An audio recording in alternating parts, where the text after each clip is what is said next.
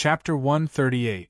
Although the natural energy contained in Ryomai chakra gives Hyojin a headache, it also brings him an unexpected self-healing ability, making him immune to many minor toxins. As long as he doesn't inhale a large amount of it through his respiratory tract, even the highly toxic concocted by Orochimaru can't do anything to him.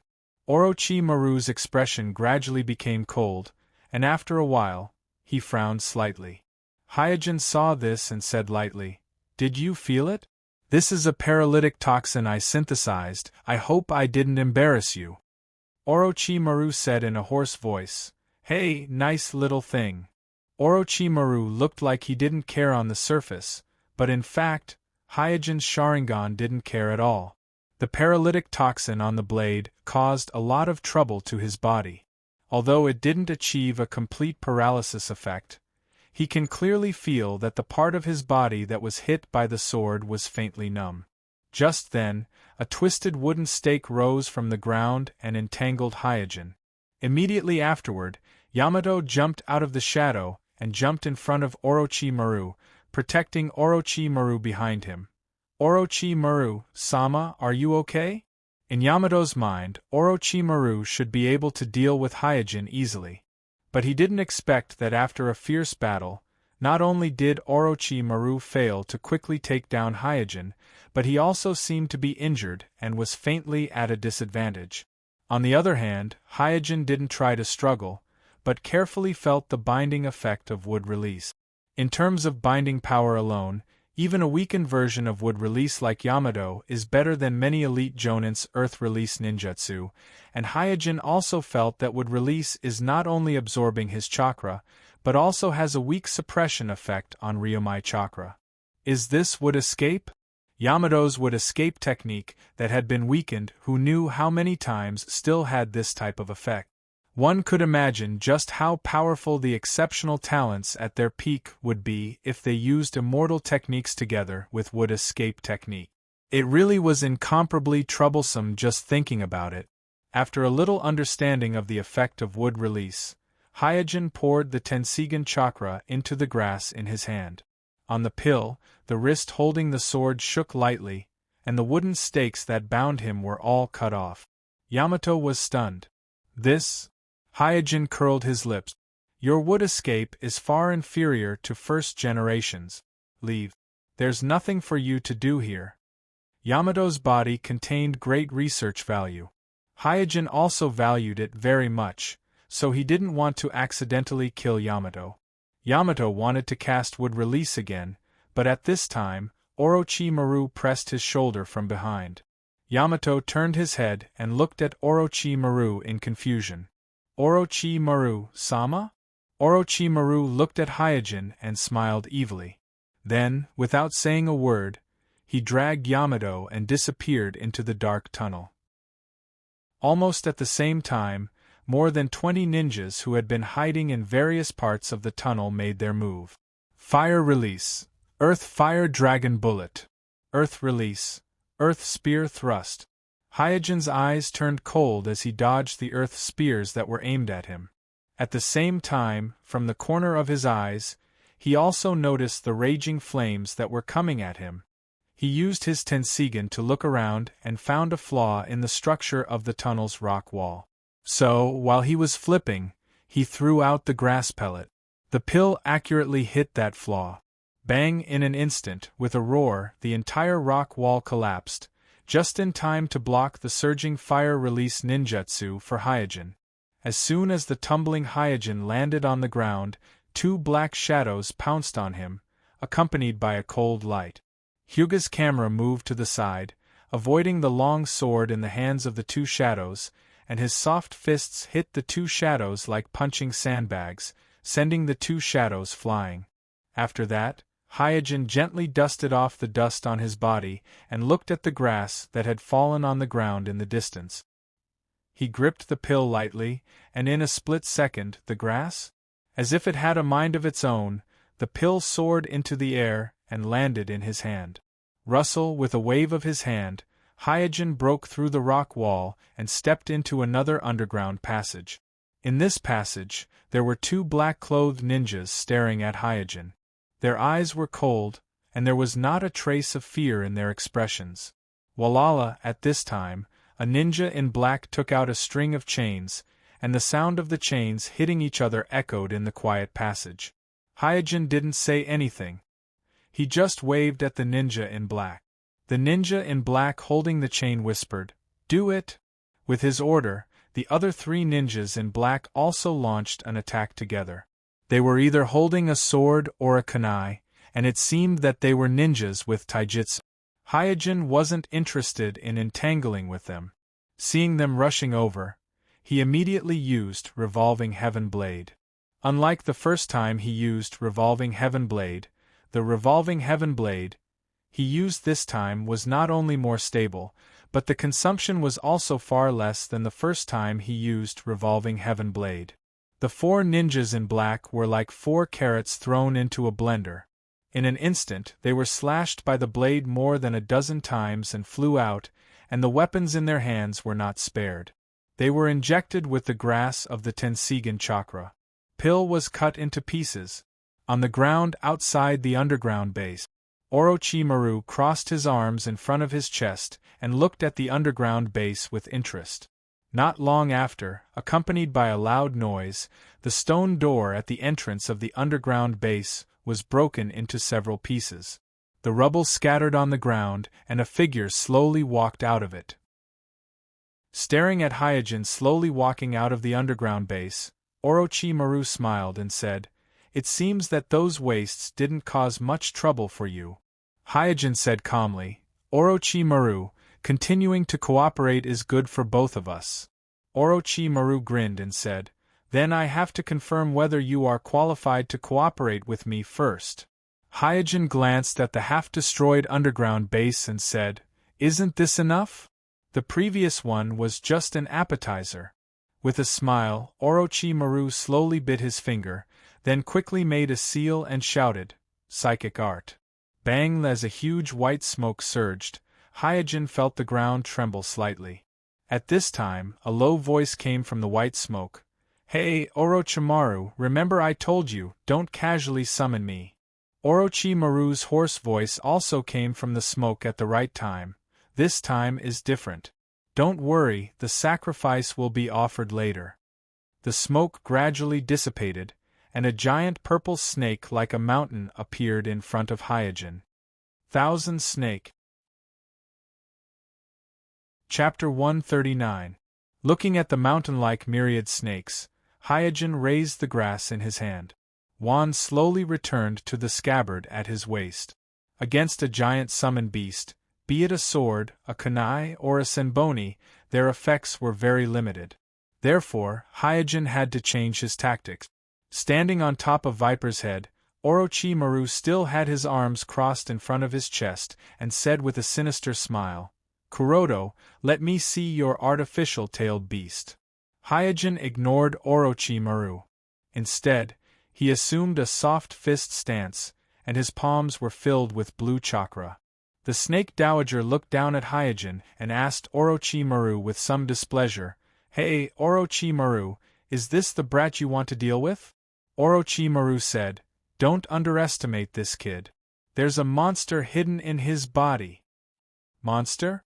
The snake dowager snorted haughtily. Then, she twisted her body and pounced towards Hyojin like a cannonball. Boom, boom, boom, a series of deafening explosions reverberated through the dense forest. There were flying gravel, broken trees, and dust that blotted out the sky. Every time 10,000 snakes flashed, it was no less than an A-grade Earth release ninjutsu. The earth seemed to be dancing with it, shaking ceaselessly, while the forest was ravaged by it. Rumbling noises could be heard one after another, as if the forest was howling in pain. After wreaking havoc for a while, the snake dowager finally stopped and snorted, "Orochimaru, where's the monster you were talking about?" Orochimaru's eyes scanned the messy forest, trying to find Hyojin's location. However, the smoke and dust around him interfered with his vision. His solemn expression revealed Orochimaru's current state of mind. Without a doubt, he had some doubts in his heart. He didn't know why Hyojin wanted to use soft fists to fight against Snake Dowager. This was undoubtedly very stupid. Everyone knew that the most effective way to deal with a large-scale spiritual beast was to summon a large-scale spiritual beast as well. Next would be large-scale ninjutsu. As for regular taijutsu, it was practically useless against large-scale spiritual beasts, unless the opponent's target wasn't Snake Dowager. Just then, a figure leaped out from the abdomen of the Snake Dowager and pounced straight at Orochimaru.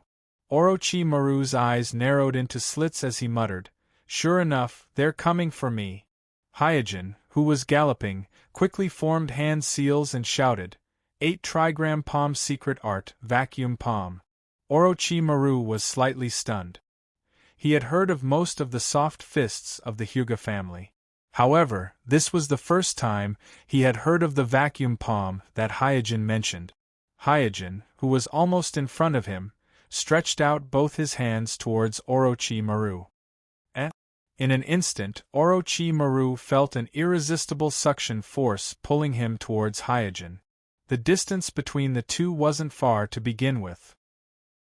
In less than a breath's time, the two of them collided. Hyojin, who was already prepared, slammed his palm onto Orochimaru's chest and shouted, "Contract seal, repel." Orochimaru lowered his head in shock and saw a series of sealing techniques spreading out from Hyojin's palm. Like a spider web, it covered his chest. Bang! Before Orochimaru could react, the contract between him and Snake Dowager was cut off by the contract seal cast by Hyojin. Following that, the huge Snake Dowager turned into white smoke with a dull thud and returned to the Ryuchi Grotto. Without Snake Dowager, the two who were standing on top of the Snake Dowager fell from the sky and stood firmly on the ground. Orochimaru, who had recovered from his shock, glanced at the contract seal on his chest indifferently and said coldly, "Contract seal, huh? Humph, it seems that you have a lot of tricks up your sleeves." For Orochimaru, it wasn't difficult to remove the contract seal. However, if he wanted to communicate with Snake Dowager again, he would have to make a trip to the Ryuchi Grotto. However, this wasn't what he was concerned about. What he really cared about was the inexplicable suction force. This feeling was exactly the same as when he encountered Pain, the leader of the Akatsuki. Hyojin was panting lightly. In order to avoid Snake Dowager's attack, he suffered a lot. If it wasn't for Rain Pull, he would have been crushed into a pile of meat by Snake Dowager. As for the Bagwazang secret technique, vacuum palm, he naturally made it up. His goal was to conceal rotations manipulation. For this reason, he purposely assumed a soft fist stance. Before he used it, he even made a few hand seals. The reason why Hyojin did this was mainly because Orochimaru had an inexplicable desire to possess the pupil Kekii, so he couldn't reveal the Tenseigan in front of Orochimaru. Otherwise, Orochimaru would have his eyes on him. At that time, not to mention continuing to cooperate, Orochimaru might even use the Akatsuki to deal with him. Orochimaru asked, "Is that a secret technique of your Hyuga family?" Hyojin nodded. "Yes. I don't know why, but that technique reminded me of a person." After a pause, Orochimaru continued, "A person with Rinnegan." Hyojin deliberately said, "Rinnegan? The eyes of Sage of Six Paths? Didn't you attack him? That kind of treasure should be what you yearn for even in your dreams." Orochimaru's face sank, but he didn't say anything. Kuroto smiled and said, "Let's stop here. If you continue, I won't be able to handle it." Orochimaru said coldly, "I'm not willing to give up until I see your artificial tailed beast."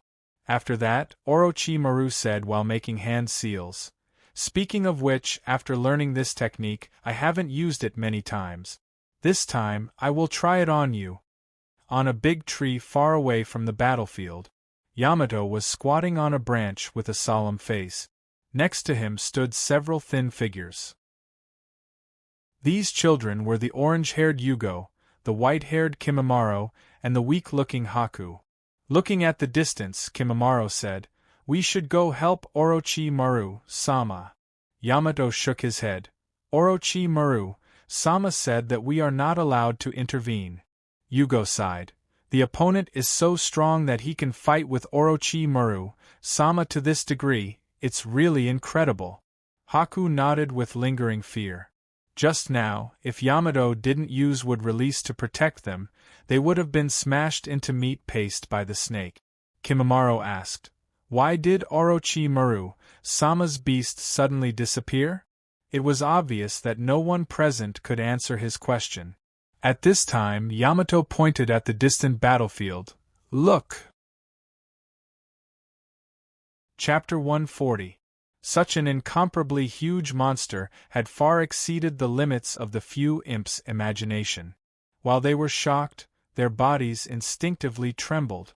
Haku asked in a trembling voice, What is that?" Even Yamato, the oldest among them, couldn't answer Haku's question. This question confused him and made him feel at a loss. Yugo stared at the eight-headed snake in the distance and said with uncertainty, "I can feel the presence of Orochimaru, Sama, from that monster." "What?" everyone exclaimed in surprise when they heard this. Yugo carefully sensed and confirmed, there is indeed a bit of Orochimaru, Sama's presence.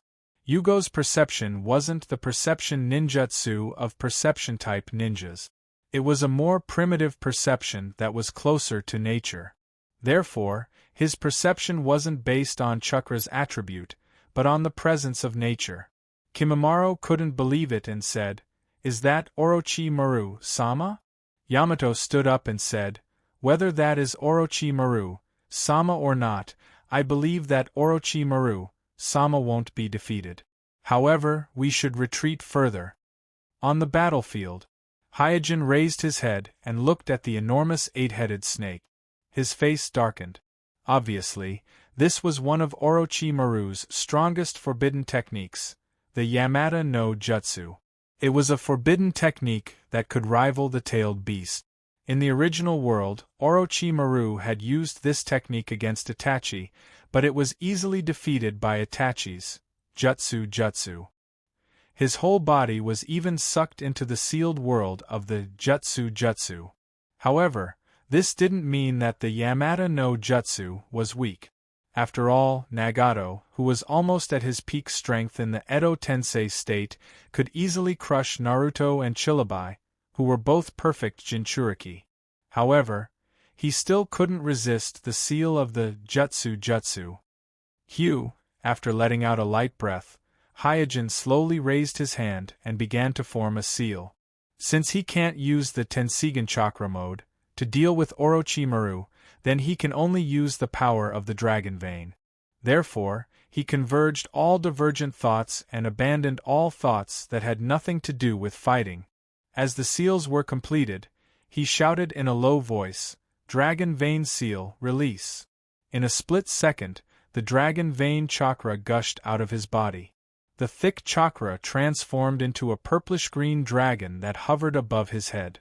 One of the eight-headed serpent's head opened its mouth, revealing half of Orochimaru's body. At this time, Orochimaru looked wet, and his body was wrapped in sticky mucus like a newborn baby.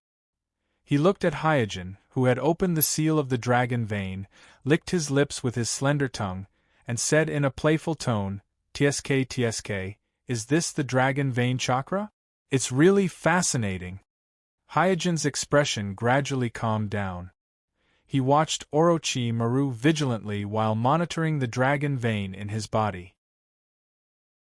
The biggest flaw of the artificial tailed beast was its instability. Even the second-generation leader Naruto couldn't solve this problem, so the village sealed the artificial tailed beast plan. Therefore, after Hyojin became the dragon vein's Jinchuriki, he has been using the dragon vein in his body as a battery and has never directly driven the dragon vein to fight. First, it was to cover up the dragon vein. Second, it was to prevent the dragon vein from going berserk. At this point, if Hyojin didn't use the power of the dragon vein, Orochimaru would be even more suspicious. As more and more dragon vein chakra gushed out of Hyojin's body, the purple dragon above Hyojin's head quickly expanded. Gradually, the size of the purple dragon was comparable to the size of Orochi. Under the wrapping of the dragon vein chakra, Hyojin's body slowly floated in the air. Driving the dragon vein is similar to driving the tailed beast to fight. Hyojin doesn't need to absorb the dragon vein chakra into his body to use ninjutsu. He only needs to order the dragon vein to fight on its own. So no matter how many dragon vein chakra erupts, he doesn't have to worry about his body being attacked by the natural energy. The only thing he needs to pay attention to is to make sure that the dragon vein doesn't go berserk. So, the two behemoths confronted each other from afar. Every time the purple dragon grew bigger, Orochimaru's expression became more serious. When the purple dragon was about the same size as Orochimaru's face was no longer playful. Instead, it was replaced by a look of fear. Orochimaru said coldly, "Kuroto, let me have a taste of your artificial tailed beast." After saying that, the 8 snakeheads of Orochi rushed towards Hyojin's purple dragon like a heavy hammer. Whoosh! The 8 snakeheads, which were the size of a hill, attacked quickly and violently. Just the wind alone was comparable to several grade A wind release ninjutsu. So, accompanied by the attack of Orochi, a gust of wind suddenly blew in the forest. The wind was so strong that it uprooted a large number of trees. While floating in the air with the help of the Ryumyaku chakra, Suijin's pupils shrank slightly, and his face sank as he channeled the Ryumyaku chakra to meet Yamata no Orochi head-on. In an instant, the white body of Yamata no Orochi and the cyan-purple chakra dragon were entangled together. This was a real battle between the two monsters. The momentum was far greater than the previous raging of the 1,000 snakes in the forest. With just a few rolls, a large area of the forest was razed to the ground. Orochi entangled the purple dragon like an octopus.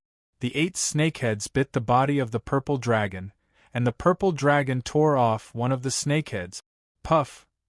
The snakehead immediately spat out a huge amount of blood, like blood rain, splashing into the forest. However, after a while, the snakehead that was torn off by the purple dragon grew again. At first glance, it was almost no different from before. If it wasn't for the strong smell of blood in the air, the scene of the severed head just now would have seemed like an illusion.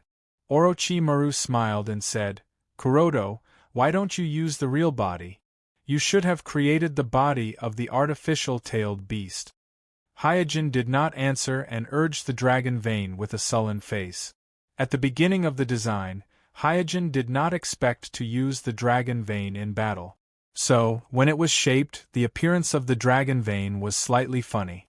This was also one of the reasons why he was reluctant to use the real body of the dragon vein in battle. However, the more important reason was that he did not want to damage the purple clay body of the dragon vein in battle, causing the dragon vein to go berserk. Chapter 141. One purple and one white, the two monsters chased and fought in the forest. Everywhere they went, they would set off endless smoke and stirred up the forest. Swish, swish, swish, the blue-purple dragon swept its tail, rolled up more than a dozen trees and threw them at Orochi no Orochi. The 7 heads of Orochi no Orochi opened their bloody mouths and chewed all the trees flying towards them into pieces, and the snake head with half of Orochimaru's body in its mouth stood far away. Orochimaru, who was hiding in the mouth of the snake, had regained his playful expression at this time, as if he was going to eat Hyojin. Hyojin immediately urged the dragon vein to rush over. It was just a crisscross, and in the smoke and dust, half of the snake head flew out with blood splashing in the sky. At the moment of the crisscross just now, the blue-purple dragon tore off a snake head, and the remaining snake head tore off a lot of chakra from the blue-purple dragon. While flying, Hyojin slightly curled his lip. Being accustomed to the free flight of the Tenseigan chakra mode, now the flight wrapped in the Ryumyaku chakra is as awkward as it can be. Not only is it awkward, but in terms of speed, it is far less than the flight of the Tenseigan chakra mode, so it is more accurate to use the word flying.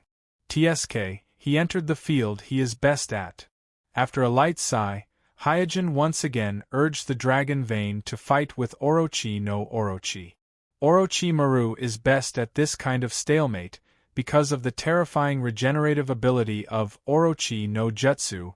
It is not inferior to the tailed beast in hand-to-hand combat. Therefore, if there is a lack of a finishing move, no matter who it is, facing Orochimaru's Orochi no Jutsu will be a headache. The fight continued, and the entire forest was almost destroyed by the two monsters in a short period of time. As they fought, neither of them dared to be distracted. Only when he heard a weak cry for help did Hyojin notice a small figure hanging on a tree branch, not far away. He looked out of the corner of his eye and saw that the small figure was a 4 or 5-year-old child with a delicate face and a thin body. Below them, Yamato used his wood release to create a shield to protect the other two children. Hyojin's figure flashed, and he flew to the tree branch, picked up the child hanging on it, and then landed in front of Yamato and the others. Yamato hurriedly stood up and shouted, "You! What do you want to do?" Now he knew that the boy in front of him, who was only a few years older than him, was a powerful ninja comparable to Orochimaru. Kimimaro and Yugo, who were protected by Yamato, rushed out and shouted, "Put Haku down!" Bye! Slightly startled, Hyojin threw the child in his hand to Yamato and said, "Why don't you guys hide further away?" Yamato felt helpless when he heard that. They had tried their best to avoid the two monsters, but the movement speed of the two monsters and the range of the battle were far beyond their imagination. So even though they wanted to escape long ago, they were still affected by the battle.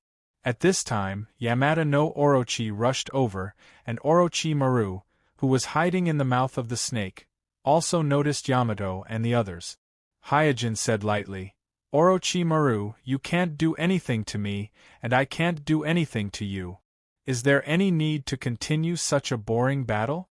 Orochimaru glanced at Yamato and the others who were close to Hyojin and thought for a moment, then immediately smiled and said, "Kuroto, your artificial tailed beast really opened my eyes." Hyojin said calmly, "Orochimaru, not only did you save my life, but you also taught me. I will never forget this, so we shouldn't be enemies." Orochimaru licked his lips and said, "It seems that I'm not much worse than Jiraiya with a student like you." After saying that, Orochimaru released the Yamata no Jutsu. This time, Orochimaru felt that he had figured out the details of Hyojin. In his opinion, Hyojin indeed had the strength to cooperate with him on an equal footing, but not to the point where he could threaten him. In short, he felt that he could still control Hyojin. Seeing that Orochimaru released the Yamata no Jutsu, Hyojin quickly resealed the dragon vein into his body. In the fierce battle just now, the dragon vein was on the verge of going berserk several times. This is not to say that the dragon vein's origin is rejecting Hyojin, but because the dragon vein's chakra's amount is too large, so once the dragon vein is used without restrictions, the dragon vein will always be on the verge of going berserk. So on the surface, Hyojin looks like a real Jinchuriki, and it seems that he didn't consume much energy during the fierce battle. But in fact, he used the Tenseigan chakra in his body several times to suppress the dragon vein that was on the verge of going berserk. If the battle continues, he will definitely be the first to collapse. Looking at the messy and devastated forest, and glancing at the calm Orochimaru, Hyojin couldn't help but think, to deal with Orochimaru, I really need to use Genjutsu. The facts in front of him once again proved that to deal with Orochimaru, Genjutsu are time-consuming and laborious choices. Only Genjutsu is the most effective. This also reminded Hyojin of Itachi. The biggest difference between Itachi and other Uchiha is that he will never underestimate his opponent, and he will never fight unprepared. In this regard, even Jishui is slightly inferior, because Jishui once lost one of his eyes to Danzo because of carelessness. Orochimaru walked out of the forest at this time, and as he walked, he asked casually, You came to see me this time, there must be something important, right? Hyojin chuckled and followed him. There are some experimental things that I really need your help with.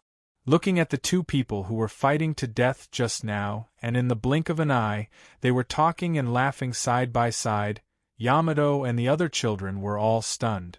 Haku said with lingering fear, I thought I was going to die just now. Yugo asked curiously, Who is he? Yamato introduced. His name is Hyojin, he is a Mai ninja, and it seems that he is also a student of Orochimaru-sama. So he is a student of Orochimaru-sama. Kimamaro's eyes stared at Hyojin as he secretly swore in his heart. Hyojin, one day I will definitely surpass you, Orochimaru-sama's eyes belong to me. After regaining his senses, Yamato looked at everyone and asked, None of you are injured, right?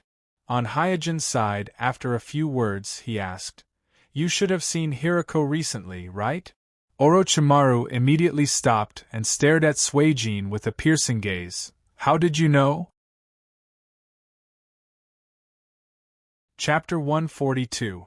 It's going to be published tomorrow, and I'm feeling really uneasy. First of all, I want to thank the readers who have been with me for the past 2 months. Thank you for your support. It's because of your support that this novel can reach where it is today, step by step. Next, I want to thank the editor, Wakaba-san. Thank you, Wakaba-san, for your support, allowing this novel to be read by more readers. Publishing is the most important step to determine whether a novel has value or not. So, I'm shamelessly asking for a round of subscriptions. Begging for an initial subscription. I sincerely hope that everyone can help me make this novel more valuable, so that my efforts can be recognized and the results can be better. To be honest, I'm feeling like I'm waiting for the results of the college entrance examination. I'm worried about gains and losses, and I have a lot of things to say in my heart, but I don't know what to say. Writing. Chapter 143. Orochimaru carefully looked at Hyojin for a while, seemingly judging something, and finally turned his head and said, Not long ago, Hirako also joined my organization. Hyojin pretended to be casual. I didn't expect him to join as well. Orochimaru snorted lightly. He doesn't have the right to choose, and it's not a bad thing for him. After thinking for a while, Hyojin tentatively asked, Orochimaru-sama, I heard that Hirako has mastered a very practical taboo jutsu, is this rumor true? Glancing at Hyojin, Orochimaru said with great interest, So, this is what you're interested in. I really can't hide anything from you. Since Orochimaru has seen through him, Hyojin no longer concealed it, and said bluntly, Yes, I'm very interested in his taboo jutsu. Orochimaru stopped and looked into the distance, as if he was recalling something. After a while, he slowly said, Hirako is my peer, I'm sure you already know this. His aptitude is the most mediocre among his peers, so the taboo jutsu he developed is a kind of taboo jutsu that can plunder other people's Kekkei Genkai. That kind of thing shouldn't be attractive to geniuses like you. To some extent, Orochimaru and Hirako are the same kind of people. But compared to Hirako, who is mediocre and often ignored, Orochimaru has a very high talent in ninjutsu. Later, Tsunade, Jiraiya, and Orochimaru were selected by the Three Generations Naruto and became the direct disciples of the Three Generations Naruto. And Hirako, who was a close friend of Orochimaru during their school days, eventually drifted away from them. But even the extremely talented Orochimaru, after reaching his current realm, is aware of the insurmountable gap between a ninja without Kekkei Genkai and a ninja with Kekkei Genkai. That was why Orochimaru was so obsessed with the forbidden technique that he single-handedly developed the undead reincarnation that allowed him to plunder other people's bodies and Kekkei Genkai. At the same time, he also began to understand Hirako's ambition and struggle hidden beneath his humble and lowly heart. Every time he was praised as a genius by true geniuses, Hyojin would feel a little uncomfortable. He smiled and said, "I feel that his forbidden art has great potential." Orochimaru collected his thoughts and asked, "You want the technique of Onigiri?" Hyojin nodded lightly. Although he had a casual smile on his face, his eyes were abnormally firm. He needed the Guei-Yero technique. This was his opportunity to become a god. That spell is only half finished. No one's body can withstand that kind of burden. After a pause, Orochimaru chuckled and said, "If anyone's body can withstand that kind of burden, then he wouldn't need this kind of nondescript technique." Regarding Orochimaru's evaluation, Hyojin agreed with half of it, while the other half didn't agree. With Hirako's crude method, it is true that no one's body can withstand the burden of fusion. Even if Hirako transformed his body, he still ended up looking like neither a human nor a ghost. Therefore, on this point, Orochimaru's evaluation is pertinent. But Orochimaru obviously underestimated Hirako's talent. Hirako may not have the talent to become a ninja, but he is definitely not inferior to Orochimaru in terms of scientific research. In Kuroto's memory, Hirako had successfully absorbed 4 types of Kekii using the Chimara technique. Although he had failed at the last step and failed to absorb Kakashi, but with 4 types of Kekii, his combat power was already above ordinary Kage rank. The elites of the Umbu couldn't even resist a single move from him, and an elite Jonin like Kakashi, who can become a candidate for Naruto, can't do anything to him. Thinking of this, Hyojin asked, "What if he solved the problem of the burden on his body?" Orochimaru replied in an unusually positive tone, "All forbidden arts have their limits. He won't be able to complete the last step." Hyojin thought to himself, "Yes, but who would have thought that he would use the power of celestial phenomenon to complete the last step with the help of the Golden Ring solar eclipse?" Hyojin has already felt that Orochimaru doesn't care much about the technique of Onigiri. Of course, there are some flaws in the technique of Onigiri, but more than that, it may be because of Orochimaru's arrogance. Perhaps in Orochimaru's mind, Hirako will always be a head lower than him, a nobody that he has left far behind. But Hyojin knows that Hirako is a scientific research genius that is not inferior to Orochimaru. Just like Orochimaru, what he lacks is broadening his horizons. Taking the Onigiri technique as an example, the brutal fusion can indeed achieve the goal of plundering the opponent's bloodline to a certain extent, but it is only a fusion of quantity. Even if you pay the price of transforming your body into a monster, it only accumulates quantity, but there is no qualitative improvement. This is also the reason why Hirako, who has fused 4 types of Kekii Genkai, lost to Naruto. His Hell Release is effective against ordinary ninjas, but once he encounters a powerful ninjutsu like the Helix Shuriken, it immediately shows its weakness. And in the shinobi world, there are many techniques that are more powerful than the Helix Shuriken. Without a qualitative improvement, once you encounter an extraordinarily powerful enemy, not to mention 4 types of Kekii Genkai, even 4 types of Kekii Genkai would be useless. But it is undeniable that Hirako's original intention of creating the Onigiri technique was a genius idea.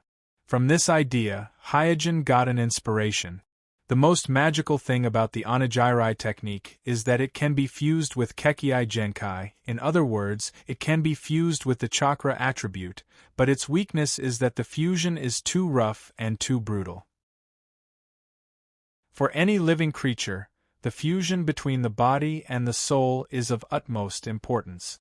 Just like the Edo Tensei, with different sacrifices, the strength of the ninja after the Edo Tensei is completely different. This is also the reason why during the 4th Shinobi World War, the 4 Naruto shinobi, who used the White Zetsu's clone as a sacrifice, were able to display close to their peak strength. But the Onigiri technique not only destroys the fusion between the body and the soul, but also destroys the balance of the body itself, which is why even if Hirako fused 4 types of Kekii Genkai, he still couldn't obtain a qualitative improvement. Hyojin, on the other hand, thought of a way to circumvent this weakness of the Onigiri technique. Since the fusion method of the Gue-Yero technique was too crude, then he would use cloning technology to clone a clone that was completely compatible with him. Then, he would use the Gue-Yero technique to fuse these clones that originally belonged to him. This way, he could avoid the flaw of the Gue-Yero technique. Therefore, Hyojin had to build a huge laboratory for this purpose. He needed to create a water escape clone, a fire escape clone, an earth escape clone, a wind escape clone, a lightning escape clone, and a yang escape clone that represented a celestial body. Chapter 144. This road will be extremely difficult, but in order to reach the pinnacle, Hyojin has no regret. Even if there are many difficulties and obstacles on the road, he will overcome them and walk to the end. So, Kuroda pondered for a moment and asked, Orochimaru-sama, can you help me get the Chimera technique? Orochimaru's indifferent attitude towards the Chimera technique is a good thing for Kuroda. The more Orochimaru doesn't care about the Chimera technique, the lower the cost for Kuroda to obtain the Chimera technique. Orochimaru seems to have a plan and said with a smile, I can help you get this technique, but what can you do for me? Hyojin's brows wrinkled slightly, and he suddenly had a bad premonition in his heart. Orochimaru said meaningfully, I heard that the genius of the Uchiha clan, Uchiha Jishue, has also awakened the Manjikyu Sharingan, and he is a companion of your Umbu squad? You want to seize Jishue's Manjikyu Sharingan? Hyojin was a little surprised. He thought that the person Orochimaru wants him to help deal with is Uchiha Shinichi, but he never thought that Orochimaru is targeting another Manjikyu Sharingan possessor. Orochimaru didn't deny it, and just raised the corner of his mouth, revealing an evil smile. In an instant, the scene of Orochimaru having his will modified by Kotoeme Tsukumi and then becoming a loyal dog of Konoha flashed in Suijin's mind, and then the scene of Orochimaru becoming a loyal dog of Konoha flashed in his mind. After driving this absurd scene out of his mind, Hyojin said helplessly, Orochimaru-sama, I advise you to dispel this idea. Orochimaru didn't get angry, but asked casually, why? I know the strength of Uchiha Jishue better than anyone, even if the two of us join forces, we are not his opponent. After a pause, Hyojin smiled bitterly and said, I advise you to give up, I just don't want to accompany you to death. In order to enhance his persuasiveness, Hyojin briefly described Jishue's performance in the conflict between Cloud Village and Mai. Of course, he also counted part of his achievements to Jishue. Anyway, in front of 3 generations, Jishue admitted it. Even if Orochimaru has other spies in the village, the information he found will not be different from what Hyojin said. After listening to Hyojin's words, Orochimaru didn't show any surprise. Obviously, he has done a detailed investigation on Jishue, and he has more or less heard some of Jishue's achievements, but not as detailed as Hyojin said. Seeing Orochimaru silent, Hyojin said, once Uchiha and others awaken their Manjikyu Sharingan, they will not be so easy to deal with, so before you make a move, it is better to investigate their Manjikyu Sharingan ability first, otherwise. Suijin deliberately stopped halfway through his words. There is no need to make things too clear when talking to a smart person. Orochimaru didn't feel depressed at all. Instead, like a snake that has found its prey, his eyes showed a heart-palpitating fanaticism, his slender tongue licked around his lips and smiled grimly. Kuroda, are you looking down on me? Hyojin smiled bitterly and shook his head. Orochimaru obviously didn't take Hyojin's persuasion to heart, or in other words, with his obsession with Kekkai Genkai, he won't take anyone's persuasion to heart. Whether it is Jishue or Shinichi, one of them must have become his target. But it is also ridiculous to say that Orochimaru's target is precisely Uchiha, who restrains him the most. Whether it is Jishue or Shinichi, They are first-class Genjutsu masters. Coupled with the Manjikyu Sharingan, Orochimaru is no different from Itachi. Moreover, compared to Itachi, who is more restrained, Jishui who has Kodo Amatsukami, and Shinichi who can use Susanoo are obviously more dangerous. Hyojin knows the truth of moderation, so he didn't waste any more words to persuade Orochimaru. In his opinion, Orochimaru won't change his mind without suffering some hardships. Not long after, Hyojin followed Orochimaru to another secret base. After rummaging through the database, Orochimaru took out a scroll and threw it to Hyojin. Hyojin spread out the scroll and took a closer look, and found that the scroll recorded the information he needed most about cell cultivation and cell cloning. Quickly putting away the scroll, Hyojin sincerely thanked Kuroto. "Thank you very much." Orochimaru didn't care too much and said in a hoarse voice, "If you want to do living experiments, supporting equipment is essential, but I won't prepare these for you. How can I let you worry about the equipment?" With a smile, Hyojin asked again, "What about the Chimera technique?" Orochimaru looked at Hyojin and said with an evil smile, "When you investigate the ability of Uchiha Jishui's Manjikyu Sharingan, come to me again." Hyojin pondered for a moment, then nodded. At present, Kuroto is not sure whether Hirako has developed the Chimera technique to its limit or not. After all, when Hirako tried to complete the last step of fusion in the original space-time continuum, it was almost 15 years later. God knows to what extent Hirako would have perfected the technique of Chimera in the past 15 years, so even if Kuroto managed to obtain the current version of the technique of Chimera, as Orochimaru said, it would only be a semi-finished product that can't even be used. Therefore, Kuroto is not too anxious to obtain the Chimera technique. The main purpose of his visit to Orochimaru this time is to obtain the information about human cloning, and to confirm whether Hirako is alive or dead, and he has achieved both of these purposes. But before leaving, Hyojin suddenly had a new idea, so he said to Orochimaru, "Those children from before, they don't seem to be simple." Orochimaru squinted his eyes and glanced at Hyojin. Among those children, except for Haku, they are all his exclusive objects, and he will never share them with others. Hyojin smiled and said, "The child named Haku, I think he is very interesting. I want to take him back to the village. I hope you can allow me to do so." Orochimaru was startled. He seemed a little surprised that Hyojin chose Haku. Among the four of them, Yamato, Yugo, Kimimaro, and Haku, the most inconspicuous one is undoubtedly Haku, so Orochimaru thought that Hyojin would choose one of the three, but he didn't expect that Hyojin would choose Haku. Orochimaru knows that Hyojin will not speak without thinking, so he thought to himself, "Is there something special about Haku that I haven't discovered?" Chapter 145. Hyojin was walking slowly in the forest, followed by a thin man. Haku's bright eyes glanced at Suijin's back from time to time, and after a few hesitations, he finally mustered up the courage to ask in a low voice, "Kuroto-sama, where are you taking me?" At this moment, Hyojin's mind was full of the next step of the experiment, so he casually replied, "My village." Haku lowered his head and murmured, "My village." Haku didn't have any concept of my village. He couldn't even imagine what my village was like, so he was a little anxious at the moment. Sensing Haku's anxiety, Hyojin smiled and said, "Don't be afraid, you won't be in danger."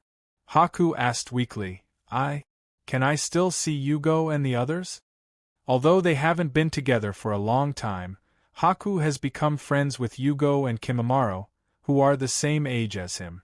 So, he was at a loss to leave his friends. Kuroto rubbed Haku's head gently, then looked into the distance and said a little absent-mindedly, "If everything goes well, maybe you will be able to see them again in a few months." They didn't spend too much time on the road. Hyojin led Haku back to the village, but he didn't take Haku back to his home. Instead, he placed Haku in the secret laboratory that Orochimaru had left for him. The equipment in the secret laboratory has been transferred by Hyojin to his own laboratory, so with a little modification, it became an underground residence. As a shinobi village, Mai's interrogation of outsiders is very strict. Even children are no exception, not to mention that Haku isn't an ordinary child. He has the ice release Kekiai Genkai, so if Hyojin directly brought Haku back to his home, once it was discovered, Hyojin would be in trouble. After settling Haku down, Hyojin first went back to his home and recalled the shadow clone that was left at home. Through the memories passed back by the shadow clone, Hyojin learned that nothing major happened in the village during this time, but it is said that the peace negotiations with Cloud Village that have been deadlocked for more than half a year seem to have made some progress recently. In addition, the Uchiha clan seemed to be secretly searching for the whereabouts of Uchiha Shinichi. As for their purpose of doing so, the rumors had yet to come to a conclusion. Bang! At that moment, white smoke suddenly rose from the house. Then, an orange lucky pill appeared in front of Hyojin. The moneymaker pill licked its paw leisurely. Meow, 1,000 yuan. Thank you. Hyojin immediately paid and took the scroll. For some reason, Uchiha and Shinichi had not contacted him recently, which made him feel a little uneasy. Now that he had received a message, he was slightly relieved. After opening the scroll, a line of words was reflected in Kuroto's eyes. That guy called Shino is really good at hiding. It took me more than a month to catch him. Do you know what his true identity is? Oh, you may not believe it, but that guy turned out to be the leader of the Konoha village. You can't believe it. I used genjutsu to torture a secret. That guy actually wanted to make an artificial tailed beast and then counterattack my. Haha, that's ridiculous. Who would want to make an artificial tailed beast? Hyojin took a deep breath as he put away the scroll and said to himself, Don't be angry, don't be angry. This guy is a psychopath. I won't lower myself to his level. Every time Uchiha Shinichi sends a message, he looks like a chatterbox, but he is actually not like that. Every time he sends a message, he says a lot of things, not only to convey the news of the Akatsuki to Hyojin, but also to vent his own repressed emotions. In the Akatsuki, he disguised himself all the time and couldn't tell anyone the truth, so sending messages to Hyojin became the only way for him to speak freely. After dealing with the trivial matters, Hyojin came to his secret laboratory. As soon as he entered the laboratory, the 3 generations of Kazekage puppets greeted him. Master. Since the laboratory was built, the 3 generations of Kazekage puppets were left in the laboratory by Hyojin to guard the place 24 hours a day, so even if he is not in the village, the safety of the laboratory is guaranteed. Outside the Forest of Death, my Jonin Mizuki said to the 3 people around him, You 3 listen carefully, this task is not easy, if you are not careful, you will lose your life. Gai Ma held his head with his hands and muttered with a blade of grass in his mouth, What, isn't it just driving a wild boar, what's the big deal? Xianzi, who had 2 braided braids, also said, Teacher Shui Wuyue, you underestimate us too much. It's just a wild boar. Do you think it can kill us? Without saying a word, Itachi studied the map of the Forest of Death carefully. Shui Wu held his forehead with one hand and said with a slight headache, Didn't I tell you earlier? That's not an ordinary wild boar, it's a ninja pig. Ninja pig. When he first saw the mission description, Shui Wu did not pay much attention to it.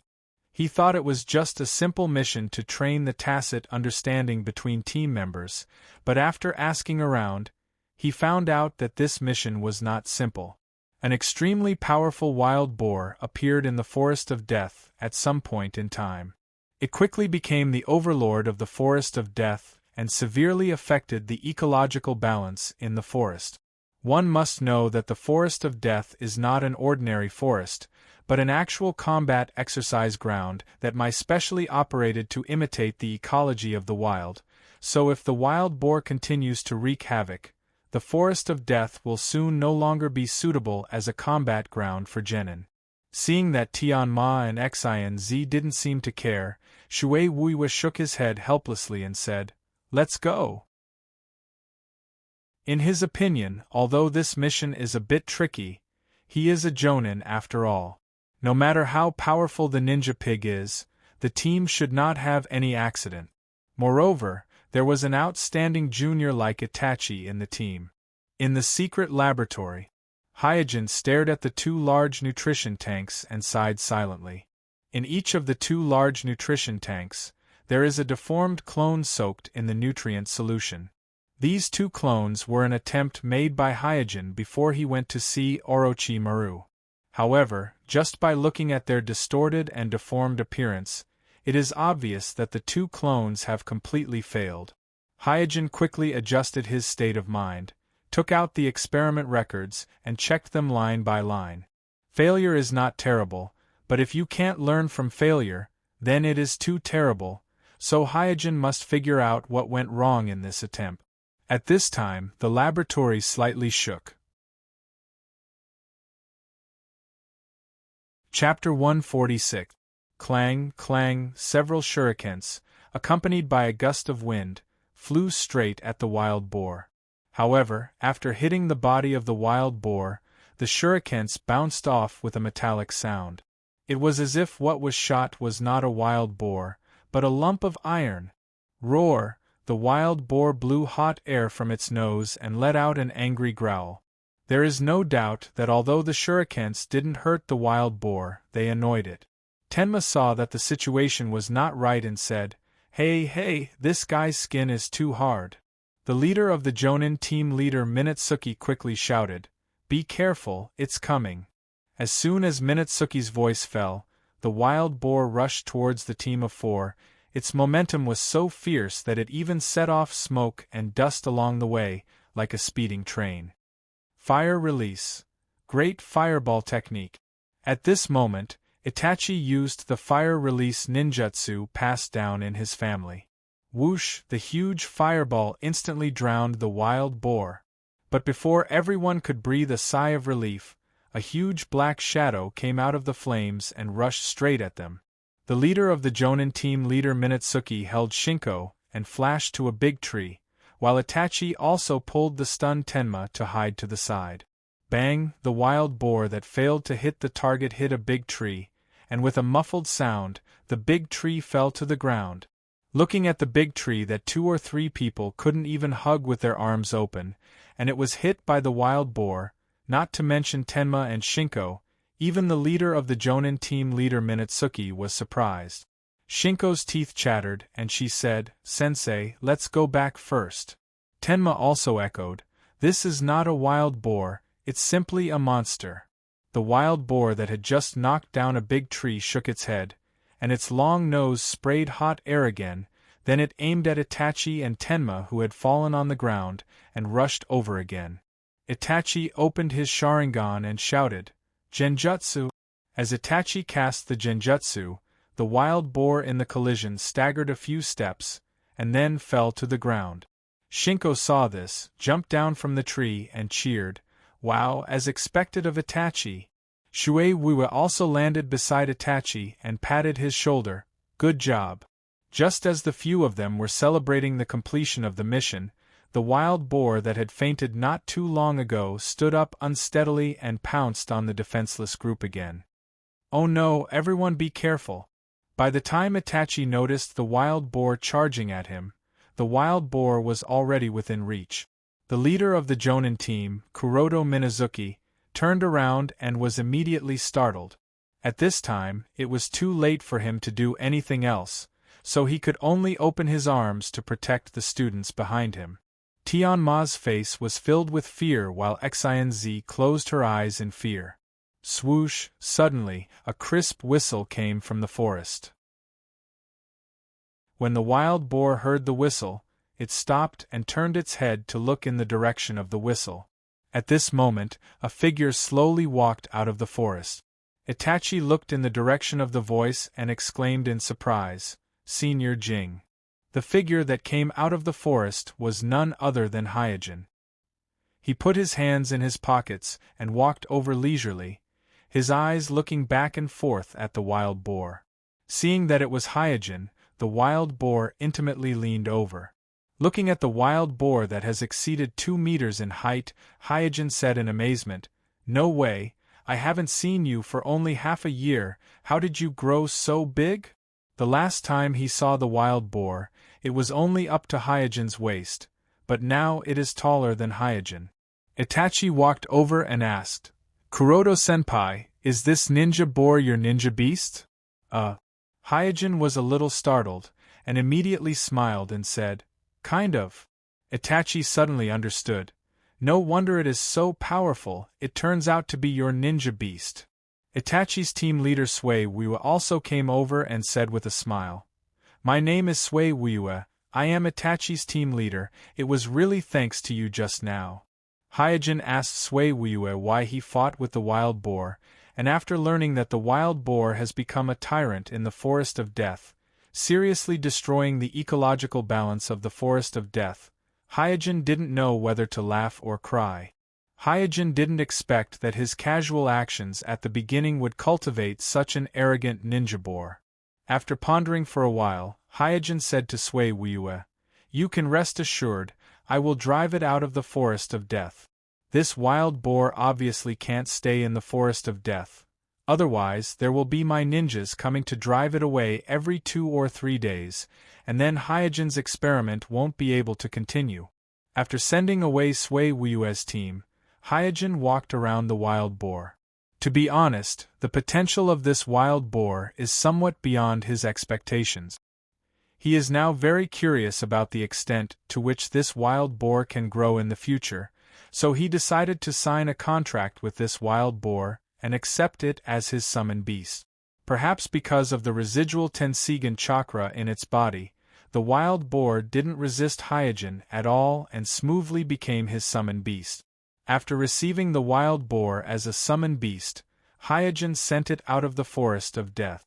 Right now, he didn't have the energy to train this wild boar bit by bit, so he directly sent the wild boar to the endless forest of the Country of Fire, letting the wild boar grow freely.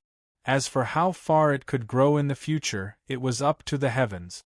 After dealing with the matter of the wild boar, Hyojin immediately returned to the laboratory. The failure of the first cloning attempt made him understand that he is still a novice in the field of cloning, so he didn't rush to clone again. Instead, he studied the cloning technology he got from Orochimaru while reviewing the various mistakes he made in his first attempt. Perhaps because of the development of the undead reincarnation forbidden technique, Orochimaru has an extremely deep accumulation in anatomy, human structure, organ transplantation, and so on.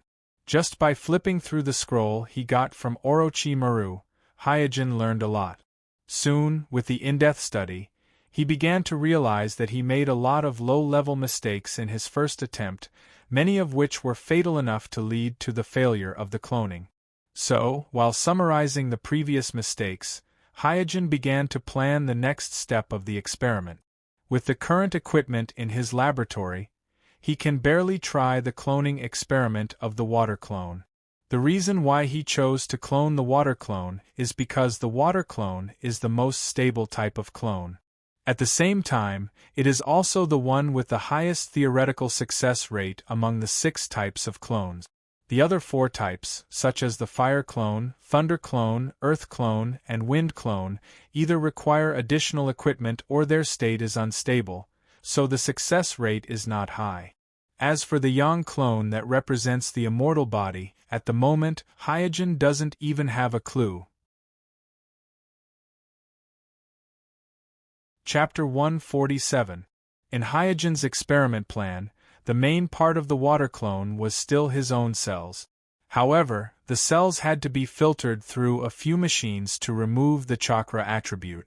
Then, 1% of Bai's cells would be added. Bai possessed the ice escape blood inheritance.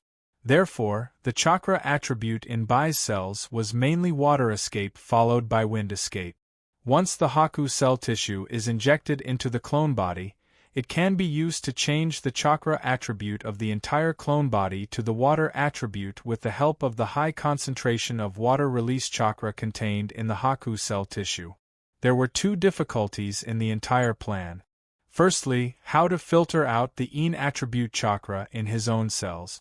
Secondly, how to solve the rejection reaction after Bai's cells were injected into the clone. Hyojin could not do much about the first difficulty. He could only filter the Yin attribute chakra through advanced equipment such as the centrifuge. If the number of filtrations was not enough, the Yin attribute chakra would be left in the cells. If the number of filtrations was too high, the activity of the cells would be greatly reduced. Nobody could tell Hyojin how to control the degree of filtration. He could only confirm it through experiment. As for the second difficulty, he could only rely on luck. After all, there was a certain degree of uncertainty in the rejection reaction. Sometimes it would be strong and sometimes it would be weak. As the experiment plan was perfected step by step, Hyojin's water clone was activated immediately. First, he placed his own cell tissues in 100 small petri dishes. Then, he filtered them one by one with different steps and intensity through a centrifuge filter. This step was painstaking work. Hyojin only managed to complete it after 3 days of hard work. Eventually, out of the 100 small petri dishes, only 6 of them had the Yin attribute chakra completely removed. Meanwhile, the rest of the cells either had the Yin attribute chakra or had completely lost their activity. Hence, they were no longer suitable for cloning. After observing the final 6 petri dishes through a high-precision microscope, Hyojin realized that the cells in the 6 petri dishes were more or less damaged. However, the damage was still within the acceptable range. Subsequently, Hyojin extracted a portion of the cells from Bai's body. The ice escape bloodline limit was the product of the fusion of the water chakra and the wind chakra. In other words, Haku's ancestor must have been a powerful ninja who had developed water release to the extreme and fused it with wind release. This ninja's ability to fuse water attribute chakra and wind attribute chakra was deeply engraved in his genes, passed down from generation to generation, and finally formed Haku's ice release bloodline clan. Therefore, although Haku is still just a skinny child, the water attribute chakra contained in his cells is extraordinary. At least ordinary water attribute ninjas are far inferior to him. After injecting the same amount of Byakugan's cell tissue into the 6 petri dishes, Kuroto quietly waited for the result. After a while, a cell tissue in a petri dish lost its vitality due to rejection. Hyojin looked indifferent and removed it from the large petri dish. The rejection was already expected, so his mood did not fluctuate too much, calmly observing the situation in the other 5 petri dishes. Soon, the other petri dishes also showed rejection. 2 more petri dishes lost their vitality and were removed by Hyojin from the large petri dish, while the remaining 3 petri dishes survived. Among the 6 petri dishes, the cell tissue in 3 petri dishes survived the rejection. This nearly 50% survival rate surprised Hyojin. Hey, why is the survival rate so much higher than expected? It's really strange. Is it because my cell tissue is more compatible with Haku's cell tissue? There are many factors that affect the rejection, and Hyojin could not determine for a while what caused this. Then, among the 3 petri dishes, the cell tissue in 1 petri dish had a mutation phenomenon. The main body of the cell tissue changed from Hyojin's cell tissue to Haku's cell tissue. The reason for this phenomenon is that Hyojin's cell tissue was in a damaged state after being filtered by centrifuges and other instruments, so Haku's cell tissue took over. After eliminating the petri dish with the mutation phenomenon, Hyojin only had 2 petri dishes left in his hands. It happened that there were only 2 large nutrient tanks in his laboratory, so he put the cell tissue in the 2 petri dishes into the 2 large nutrient tanks, and at the same time, began to accelerate the growth of the clone body. Normal cultivation in the large nutrient tank, Even if you don't mind excessive consumption of expensive nutrient solution, it takes at least 3 months to accelerate the growth of a clone body. This is something that neither Danzo nor Orochimaru can change. But Hyojin is different. With the Tenseigan, he can use the Tenseigan chakra and nutrient solution to accelerate the growth of the clone body. Not only can it enhance the strength of the clone body, but it can also greatly improve the growth speed of the clone body. As long as Hyojin is willing to spend the nutrient solution, he can even complete the growth process in 1 month, which normally takes 3 months. Time flew by and a month quickly passed. For a whole month, except for occasionally visiting Haku and using the Tenseigan to record the movement of chakra in Haku's body when he used ice release, Hyojin spent most of his time in the laboratory. As for the task of Umbu Team 11, he handed it over to the Shadow Clone. Fortunately, during this period there weren't many tasks for Team 11, and most of them were just patrol tasks, so he didn't expose himself. And through the information collected by the Shadow Clone, he came to a conclusion that the final negotiation between the village and Kumo should be in the near future. After all, even if Mai and Kumo have a lot of assets, they can't support a military confrontation for such a long time. Whether it's war or peace, there must be a result. After a month of rapid growth, Hyojin's 2 clones have been completed. Through the glass of the large nutrient tank, Kuroto looked at the 2 clones that are almost identical to himself in the nutrient tank, and his originally calm state of mind gradually became a little turbulent. After calming down, Hyojin took the 2 clones out of the nutrient solution and placed them on the test bench. Hyojin first checked the physical functions of the 2 clones, and after confirming that their physical functions are normal, he gently opened the eyelids of the 2 clones, and immediately, 2 pairs of white eyes appeared in front of him. Chapter 148. There were 4,400 subscriptions in 24 hours. Now, the first chapter has already been subscribed to 4,700. This result has far exceeded my expectations. I really didn't expect everyone to be so supportive. From the looks of it, I'm the one who's not supportive. Actually, I had already written 3 chapters yesterday. However, because I felt that the plot was a little dragging, I had to revise and edit it, so I only published 2 chapters. Everyone's enthusiasm made me a little fearful, so I didn't want to and didn't dare to make a meaningless plot. Coupled with the fact that I'm not fast at writing, I only published 2 chapters yesterday. Here, I still have to apologize to everyone. There are too many unrealistic promises that I can't fulfill, so I might as well not say any more. I'll strive to evolve from a beast of 2 chapters to a beast of 3 chapters. Finally, thank you again for your support. Every achievement of this book has a part of your contribution. Also, thank the students who have rewarded me after it was published. Passerby A's Sorrow, You Loser, Book Friend 201710081911579551, eBook Wine, Call Back Later, 1,000 Years of Dream _Solace, Lastar E. Haichin, Reisman, The Recorder of Resistance, A 9 Calamity Dreams. Book Friend 2017080630418835, Lu Augu, Flashy Life in a Flash. Daddy woke up naturally from a deep sleep. A tree on the moon, a single leaf obscuring one's eyes. A howl super fierce. Book Friend 201706132122022184. Looking for her 1,000 times in the crowd. Taishang Mi Luo. Book Friend 2018080807202969. Book Friend 201810101214144744. A locust tree, elegant and noble, thank you.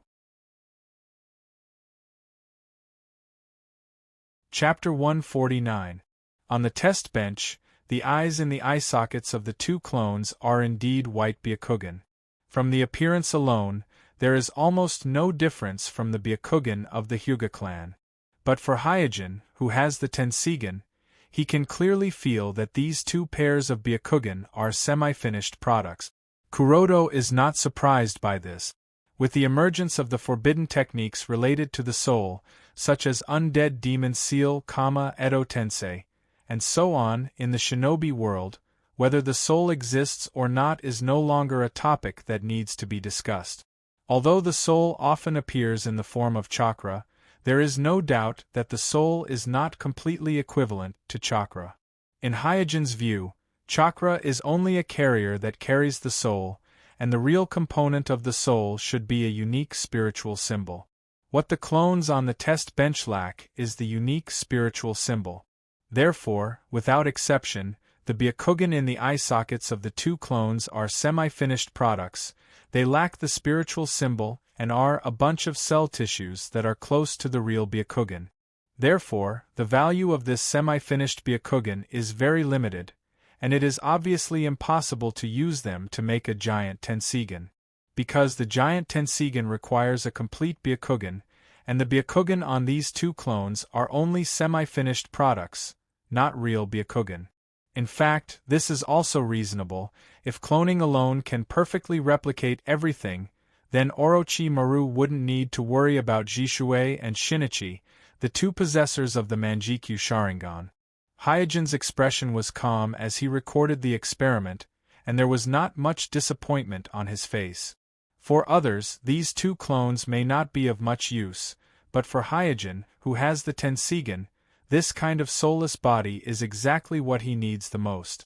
In the previous control of the 3 generations of Kazekage puppets, Hyojin accidentally discovered that his consciousness can temporarily occupy the bodies of the 3 generations of Kazekage puppets.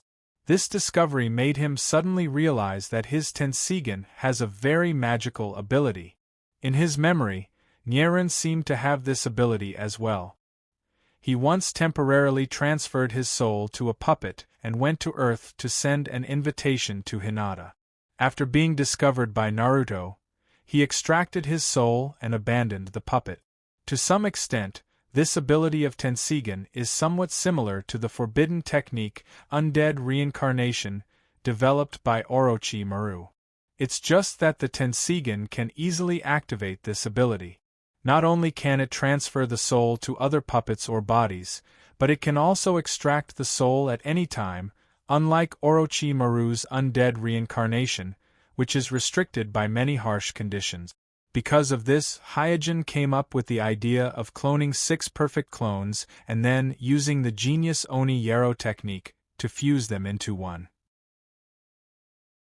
Otherwise, without the Tenseigan's soul descent, relying on the current cloning technology alone, it's impossible to create a perfect clone that matches the soul in a true sense.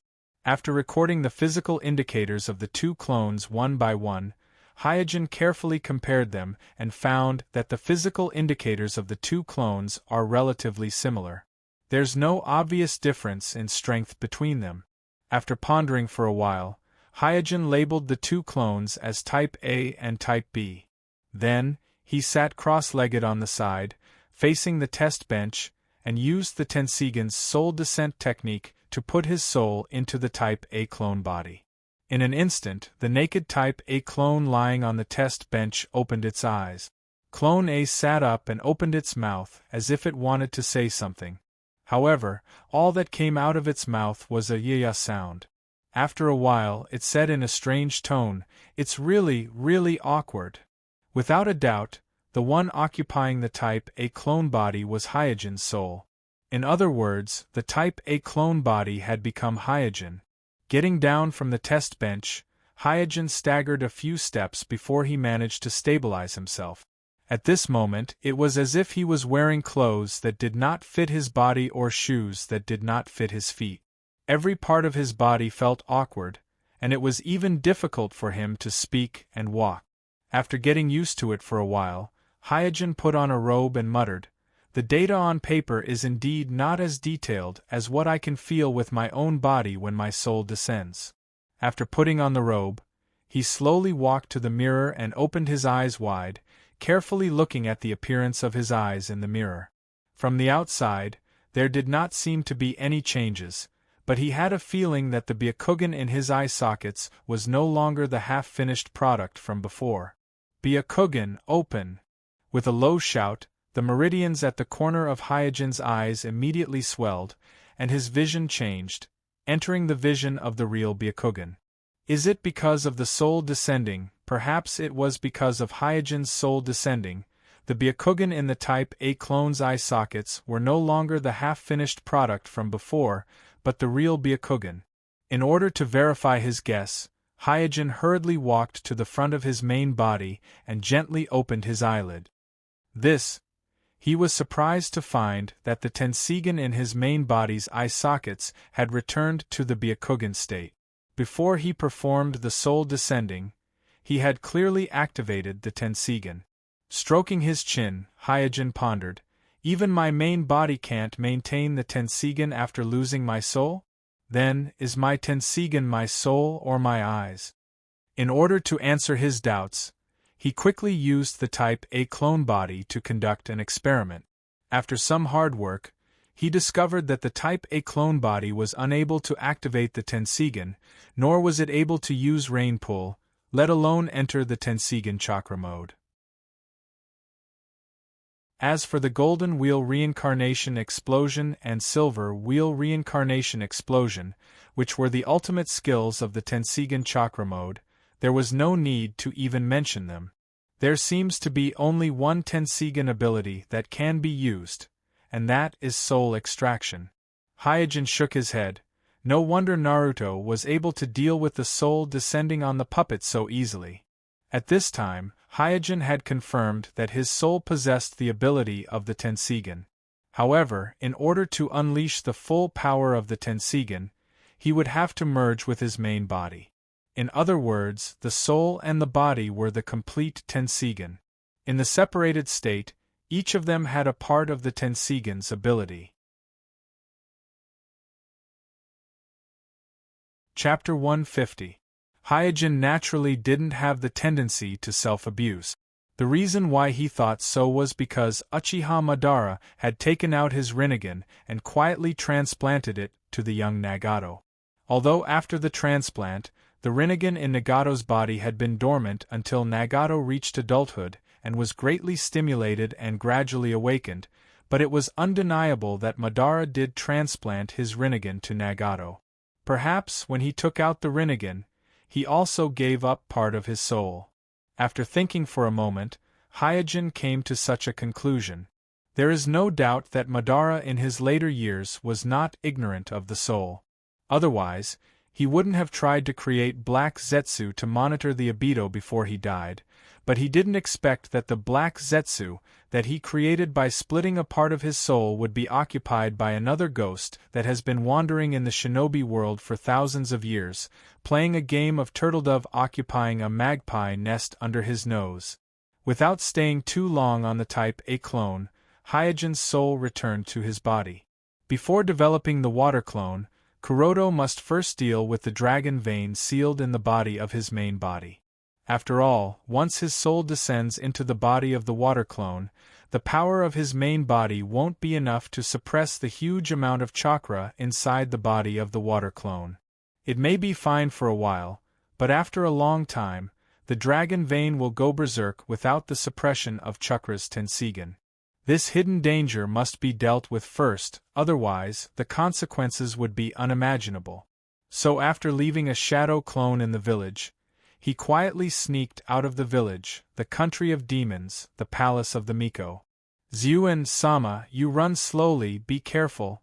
A large group of maids was following behind a little girl, noisily. The little girl who was running in front was holding a colorful kite. She was panting as she ran. She seemed to be struggling, but her little red face was full of excitement. The guards on the side shook their heads and sighed. Obviously, this was not the first time such a scene happened. In the main hall, the Miko-sama flipped through the documents and frowned. What? Suddenly, a few short exclamations of surprise sounded out from the guards at the entrance of the main hall. The exclamations didn't even have the time to be loud before they stopped abruptly. Then, a figure walked into the hall. The Miko-sama's face sank and asked, "Who are you?" The figure who walked into the hall took off the mask on his face and smiled. "Your Highness, don't worry, it's me." After seeing Hyojin's face, the Miko-sama sighed with relief and immediately asked, "Hey, how did you sneak in? I've already activated the barrier, right?" Kuroto said, "In order to conceal my identity, I had no choice but to sneak in. Please forgive me, Your Highness." The enchantment laid out by Miko outside the palace is indeed no less than an iron wall for others, but it is nothing for Suijin, who has the Tenseigan. He found a small flaw in the barrier, then used the golden wheel reincarnation explosion to cut open a small hole, and sneaked in without anyone noticing. The reason why he chose to sneak in is also because of his considerations. Although the country of demons is in an independent state, the infiltration of the neighboring countries has never stopped, so even in the palace of Miko-sama, there is a possibility that there are spies from other countries. Therefore, he can't meet the Miko-sama openly. The Miko-sama didn't care too much and said, "Why are you in such a hurry to see me, what's the matter?" Hyojin briefly mentioned the matter of the dragon vein to the Miko-sama, and then said, "I want to reseal the dragon vein into a magic tool, but I'm not good at this kind of seal, so I came to ask for your help." The Miko-sama wasn't too surprised. "It really is you who stole the dragon vein." All the sealing techniques on the artificial tailed beast scroll were taught by the Miko-sama to Hyojin, and the purple clay was also provided by the Miko-sama, so after hearing that the dragon vein was stolen, the Miko-sama first thought of Hyojin. Hyojin smiled and said, "I didn't expect to complete the artificial-tailed beast plan so quickly." What a bold attempt! After a little sigh, the Miko-sama thought for a moment and said, "If you want to seal the huge chakra dragon vein, it's impossible for an ordinary magic tool to do so." Hyojin quickly asked, "Then what kind of magic tool can do it?" Miko-sama got up and took out a scroll from a nearby bookshelf, then slowly spread it in front of Hyojin. Hyojin's eyes were immediately attracted by the map on the scroll. The map on the scroll is a very detailed map of the land of demons. Marked on it are all the towns, villages, mountains, rivers, and lakes in the land of demons.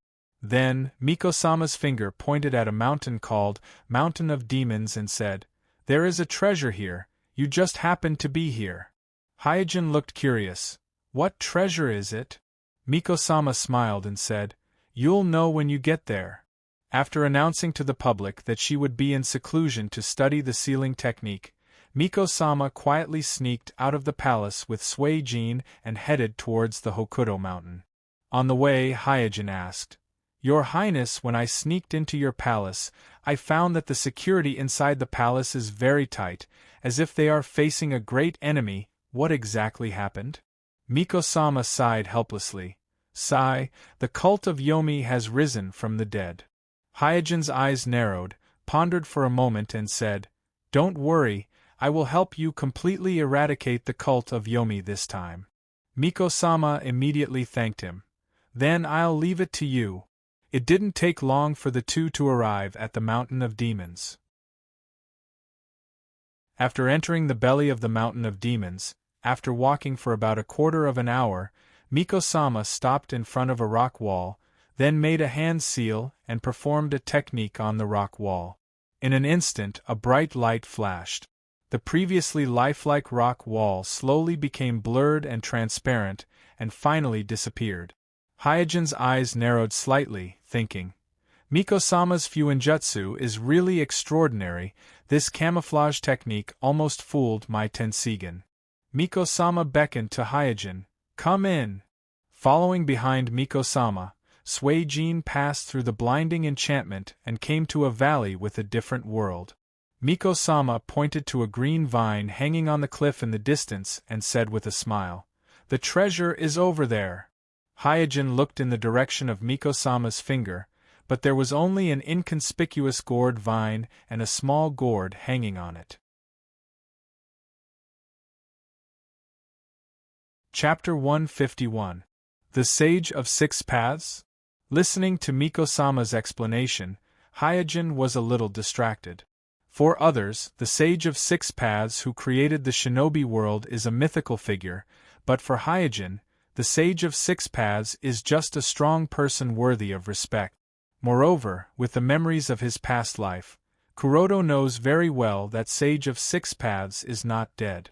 To be more precise, the Sage of Six Paths still exists in the shinobi world in the form of a soul, monitoring the order of the shinobi world and maintaining the peace of the shinobi world according to his own standards. This is also one of the reasons why Hyojin has been acting so cautiously, because no one knows how much strength the Sage of Six Paths still has in his soul form. In his memory, at the most critical moment of the Fourth Shinobi World War, the Sage of Six Paths appeared and divided his power to his two reincarnated sons, Naruto and Sasuke. After receiving the gift from the Sage of Six Paths, Naruto could easily save Guy, who would die after opening the eighth gate, and Sasuke awakened a Sharingan, which allows him to play with the nine-tailed beast like a toy. Therefore, in Hyojin's view, even if the Sage of Six Paths is in his soul form, he is still the strongest person in the shinobi world. As for the artifact of the Sage of Six Paths, Hyojin recalled that during the Fourth Shinobi World War, a gourd-shaped artifact of the Six Paths appeared, and it was held by the Gold Horn and Silver Horn brothers of Cloud Village. Could it be that the gourd was also picked from this gourd vine? With this thought in mind, Hyojin walked towards the gourd vine and silently opened his Tenseigan to observe. Although the gourd vine hanging on the edge of the cliff looks very ordinary, in the vision of the Tenseigan, it contains a very strong nature energy. Following this nature energy, Hyojin searched all the way and finally found that the roots of the gourd vine penetrated deep into the ground along the crevices of the rock. It seems that this gourd vine can absorb the nature energy from the earth vein. After discovering the strangeness of the calabash vine, Hyojin was looking forward to the small calabash on the vine. At this time, Miko-sama also came over and introduced, "Our Miko-sama of the Land of Ghosts has been guarding this gourd vine. Every 30 years it will produce a gourd, and each gourd on this vine is an excellent material for making artifacts." Hyojin stared at the small gourd on the vine and asked, "When can I pick it off?" "It had matured a few months ago. That's why I said you came at the right time." After a short pause, Miko-sama chuckled, "If you had come a little later, I might have turned it into another artifact." Hyojin was a little hesitant. "Such a precious treasure," Miko-sama interrupted Hyojin's words and said, "If you feel bad about it, consider this gourd as your reward for helping the Land of Demons eliminate the Yomi cult." Kuroto nodded without being pretentious. After a while, Miko-sama plucked the small gourd from the vine. The small gourd is cyan in color, and although it looks very ordinary, it can be said to be an extremely rare artifact material in the shinobi world after decades of nourishment from the earth vein. According to Hyojin's request, Miko-sama placed a sealing technique on the small gourd to strengthen the ability of the small gourd to isolate chakra, and then handed the small gourd to Hyojin. After receiving the small gourd, Hyojin tried a little bit and found that after being strengthened by the sealing technique of Miko-sama, the small gourd's ability to isolate chakra is very strong. Even his Tenseigan chakra can't penetrate the wall of the small gourd. Dragon Vein Seal, release. Hyojin no longer hesitated and quickly made a hand seal to release the seal of the dragon vein in his body. As the seal of the dragon vein was released, a gust of wind immediately blew in the valley. Miko-sama on the side knew that the dragon vein sealed in Hyojin's body was about to come out, so she quickly retreated far away and hid behind a rock wall, only poking out half of her head, wanting to see what the legendary dragon vein looked like. At this time, a purple object came out of Hyojin's body and flew into the air. There is no doubt that this purple object is the physical body of the dragon vein. Because it is an artificial tailed beast and Hyojin himself has the Tenseigan, the dragon vein leaving Hyojin's body will not endanger Hyojin's life. The dragon vein that was freed from the shackles of Suijin's body rapidly expanded in the air, and after a while, its size was so huge that it almost covered the entire sky above the valley. Looking at the dragon vein that was as fat as a ball in the air, Miko-sama, who was hiding in the distance, was a little stunned.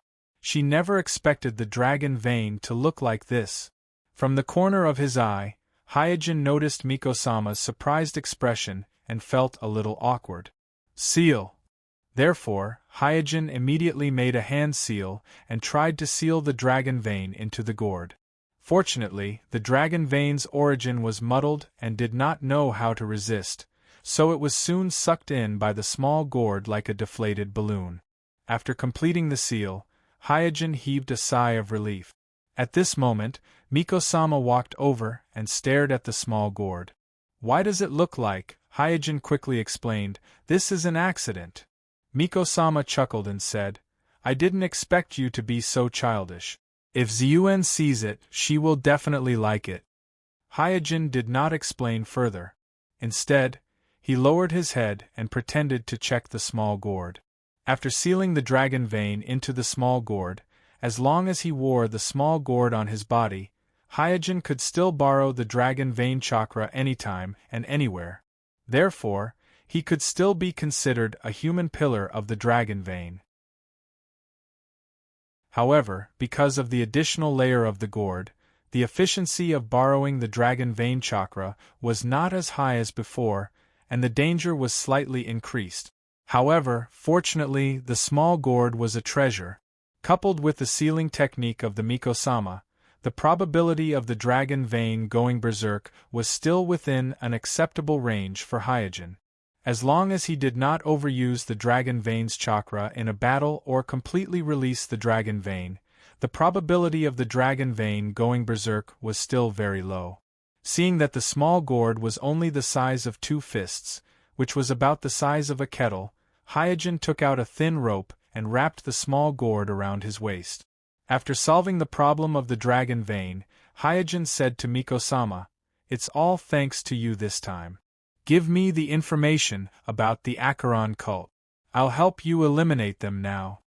Miko-sama took out a scroll and handed it to Hyojin.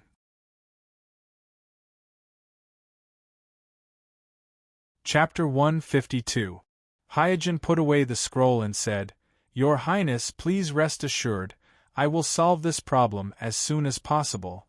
The cult of Yomi that is entrenched in the land of demons is not very strong. Even the leader of Yomi is only at the level of a Jonin. With Hyojin's current strength, coupled with the information collected by Miko-sama, eradicating the cult of Yomi will be a piece of cake. The only thing that needs to be paid attention to is to avoid any fish that slipped through the net during this purge." Miko-sama jokingly said, "In fact, I was going to issue a formal commission to Yormai, but this time I happen to meet you, it can be considered as saving the commission for the land of demons." Hyojin was still thinking about his experiment, so he didn't talk much. After sending Miko-sama back to the palace, he immediately rushed towards one of the strongholds of the cult of demons, Mount Mayaboku. As Jiraiya walked, he said loudly, "Boss, why did you summon me in such a hurry? What's the matter? The village is in a standoff with the Cloud Village at this time.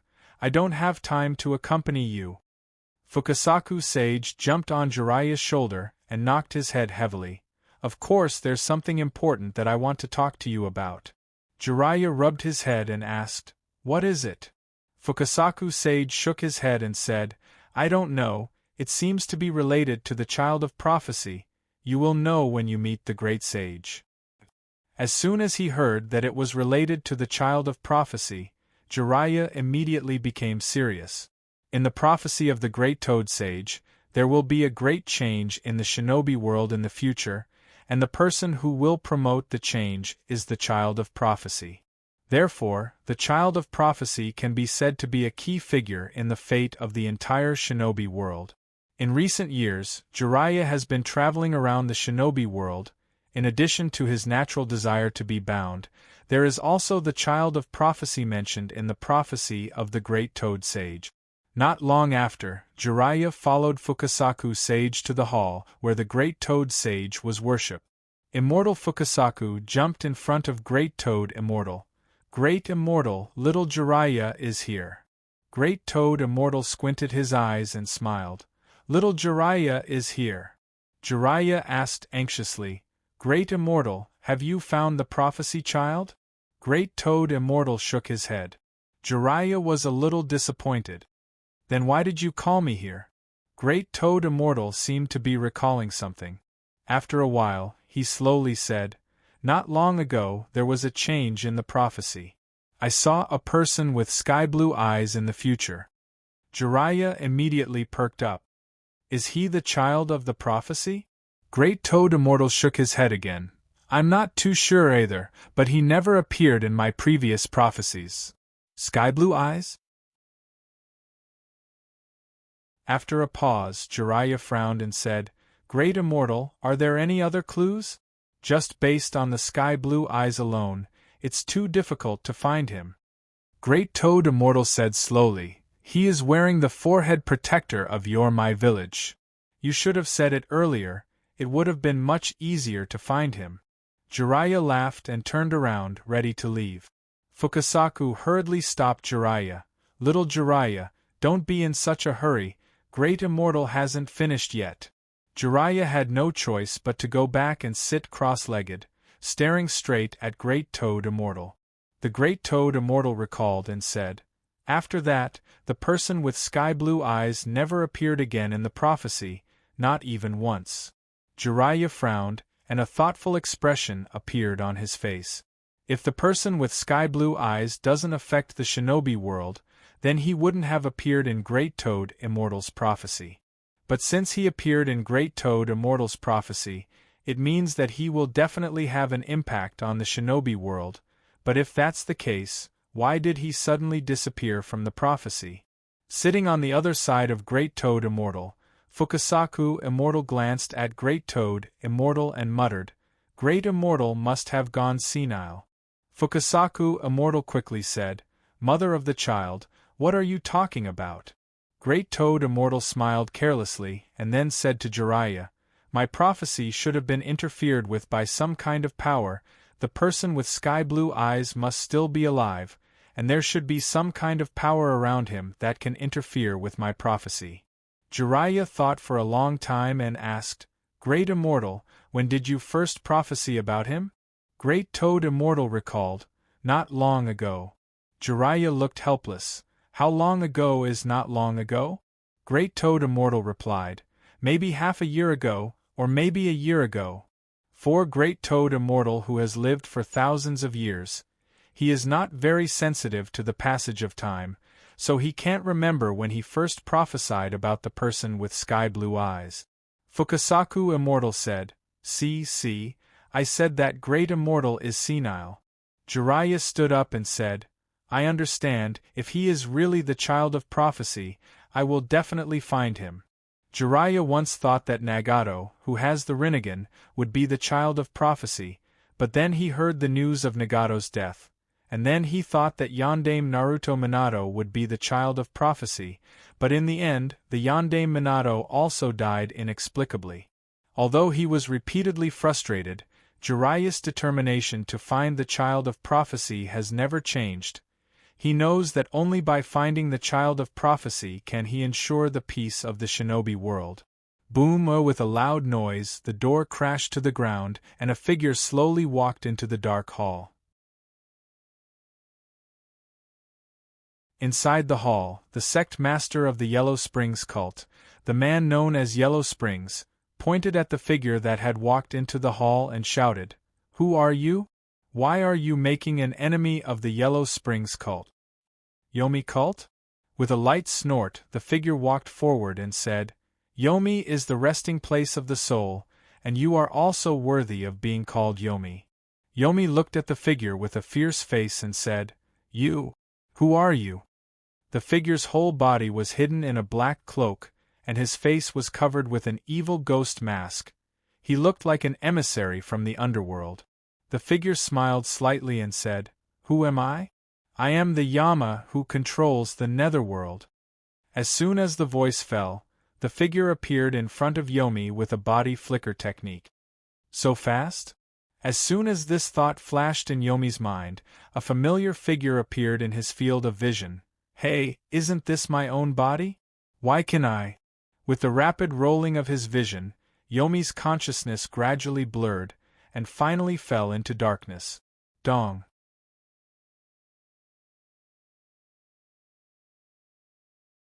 Chapter 153. Looking at Yomi's decapitated body, Hyojin's brows furrowed slightly as he muttered to himself. He died just like that? Although Kuroto has never put Yomi in his eyes, but the performance of Yomi, the leader of Yomi, did surprise him a little, because this kind of strength is simply not up to the standard of a jonin. Is it a substitute? A thought immediately flashed in Hyojin's mind. Wiping out the Yomi cult this time wasn't like completing a bounty mission from the black market. This time, it was to repay the Miko-sama's favor, so he had to take it seriously. Soon, Hyojin activated the Tenseigan, and while observing Yomi's body on the ground, he took out a scroll from his pocket. This scroll was given to him by Miko-sama, and it recorded a lot of information about Yomi, so after some careful comparison, Kuroto confirmed that the body in front of him is indeed Yomi. Glancing at the body one last time, and seeing that the residual chakra reaction in the body has dissipated, Hyojin closed the Tenseigan, and then activated the Byakugan to loot the stronghold of Yomi. As expected, after the encirclement and suppression, the Yama didn't have much money left. Even Kuroto, who has the Byakugan, didn't manage to find much money. As soon as he thought about money, Hyojin had a headache. The last few cloning experiments consumed a lot of nutrient solution, and there is not much left in the stock of medicinal herbs, so he must do everything possible to get money. Otherwise, the experiments can't continue. Not far from the stronghold of Yomi, Hirako, wearing a red cloud robe, stood quietly on a flying behemoth, looking into the distance with a cold gaze. On the side, Shino, also wearing a red cloud robe, sat cross-legged on the back of the flying beast and asked, "Did you also use that forbidden technique on this summon beast?" The corner of Hirako's mouth curled up. "What do you think of my masterpiece?" Shino laughed. "With it, it's so convenient to travel." Hirako seemed to enjoy Shino's compliment, and a proud look appeared on his indifferent face. "This is a chimera that I carefully created using the forbidden technique." Shino's eyes flickered and he praised, "Your forbidden technique can be called art." Hirako smiled and asked, "The guy we're looking for this time, is he really as powerful as you say?" Shino put away his smile and said seriously, "That guy's strength is average, but the dark medical ninjutsu he mastered is of great significance to both you and me." Shino, who has been traveling around the shinobi world, has discovered many secrets of the shinobi world by virtue of his innate talent, and Yomi's mastery of the dark medical ninjutsu is one of them. If it was in the past, even if he wanted to use the dark medical ninjutsu, he wouldn't be able to.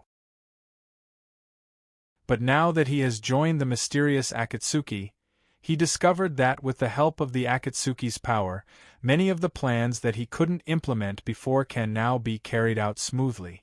That was why the operation to the Yellow Spring cult's base was carried out. Listening to Shino's advocacy of the dark medical ninjutsu, Hirako gradually became interested. In the process of fusion, the chimera technique is too overbearing, and the user's body often has to bear an unusual burden, so he has a very high demand for body transformation. This was because, in theory, no one's body could withstand the burden of the Gue Yero technique without modifying it. Not long after, the flying behemoth slowly landed in the Yellow Spring cult's base. Jumping down from the back of the flying behemoth, Hirako looked around and said, "It seems that we are a step too late." At this time, in the Yellow Spring cult's base, there are corpses lying everywhere, and even the smell of blood has not dissipated. It seems that the battle happened not long ago. Shino's face was gloomy. "Damn it, who did this?" The two then walked into the hall and saw the corpse of Yomi, the leader of the Yellow Spring cult. Hirako checked and said, "It was cut off by a kunai, clean and neat, without the slightest unnecessary movement." Shino checked and nodded in agreement. The attacker's strength is very strong.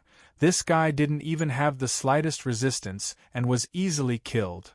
Whether it is Hirako or Shino, both have high attainments in the human body structure, so they only need to carefully check and roughly guess the process of Yomi's death. Thinking that he came here in vain, Hirako's mood became bad.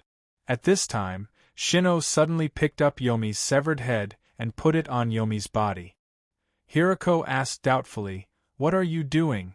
Shino suddenly laughed and said, "Don't be fooled by this guy, he is not dead at all." After saying that, Shino used the body regeneration secret technique on Yomi's body. Under the urging of the body regeneration secret technique, the cut on Yomi's neck gradually healed, and then his chest began to rise and fall, and his nostrils began to flow. Yomi spat out a mouthful of turbid air, and sat up abruptly.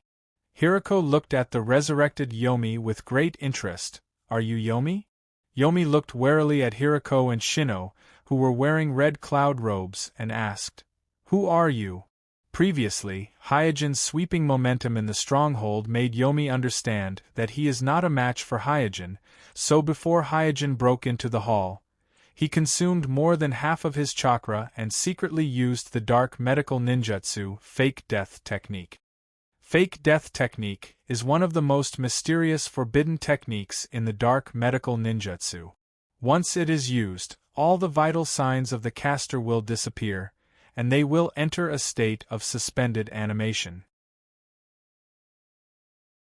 As long as the body is not destroyed, it is possible for the caster to recover after a period of time.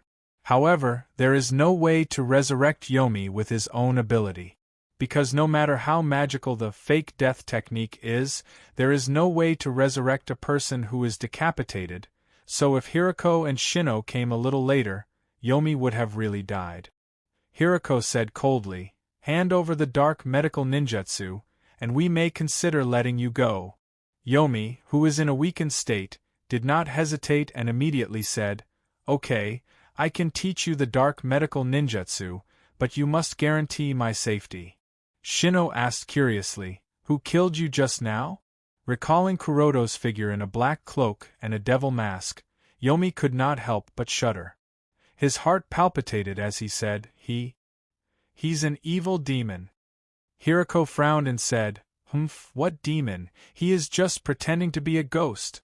Tell me, what is his name?"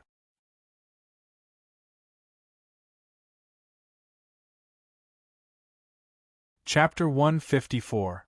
After returning to the Konoha village, Hyojin immediately went to his laboratory. Now, the dragon vein has been extracted from his body and sealed in the gourd artifact, so he no longer has to worry about the risk of the dragon vein going berserk when he uses soul descend. At this time, his eyes moved to the 3 generations of Kazekage puppets standing on the side and thought, "The guards in the laboratory can't be lax in the slightest. Almost all of Hyojin's secrets are hidden in this laboratory, so he must ensure the safety of the laboratory. Therefore, he needs to ensure that the 3 generations of Kazekage puppets are always in an active state.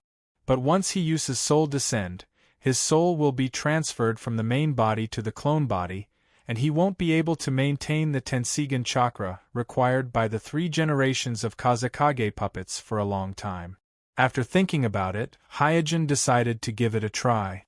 He wants to seal a large number of Tenseigan chakra in the 3 generations of Kazekage puppets in advance, so that the 3 generations of Kazekage puppets will be able to use it for a long time. This kind of method is not uncommon in the shinobi world. Before the 4 generations of Naruto and his wife died, they had sealed their remaining chakra in Naruto's body with Fuinjutsu, so that Naruto could survive in times of crisis.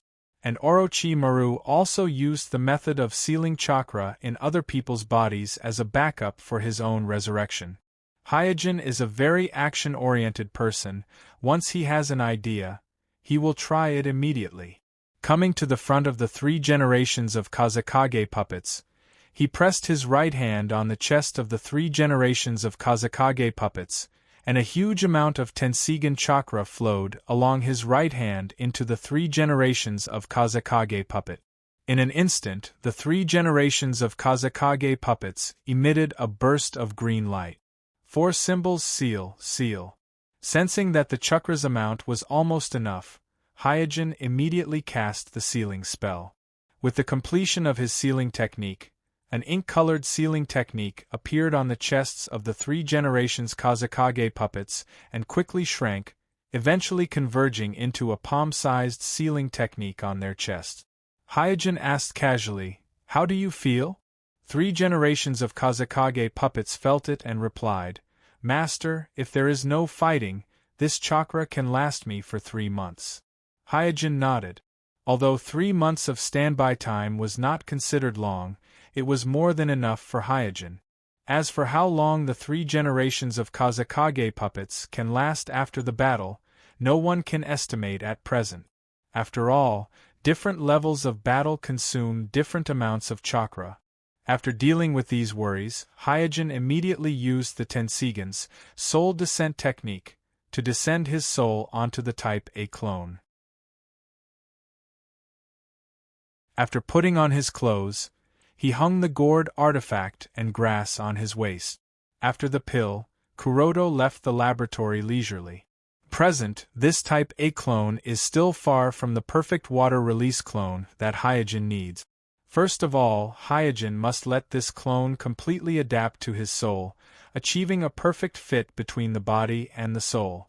This step is crucial. If Suijin can't do it, then there is no essential difference between him and Hiriko's Chimera technique and Hiriko's Chimera technique.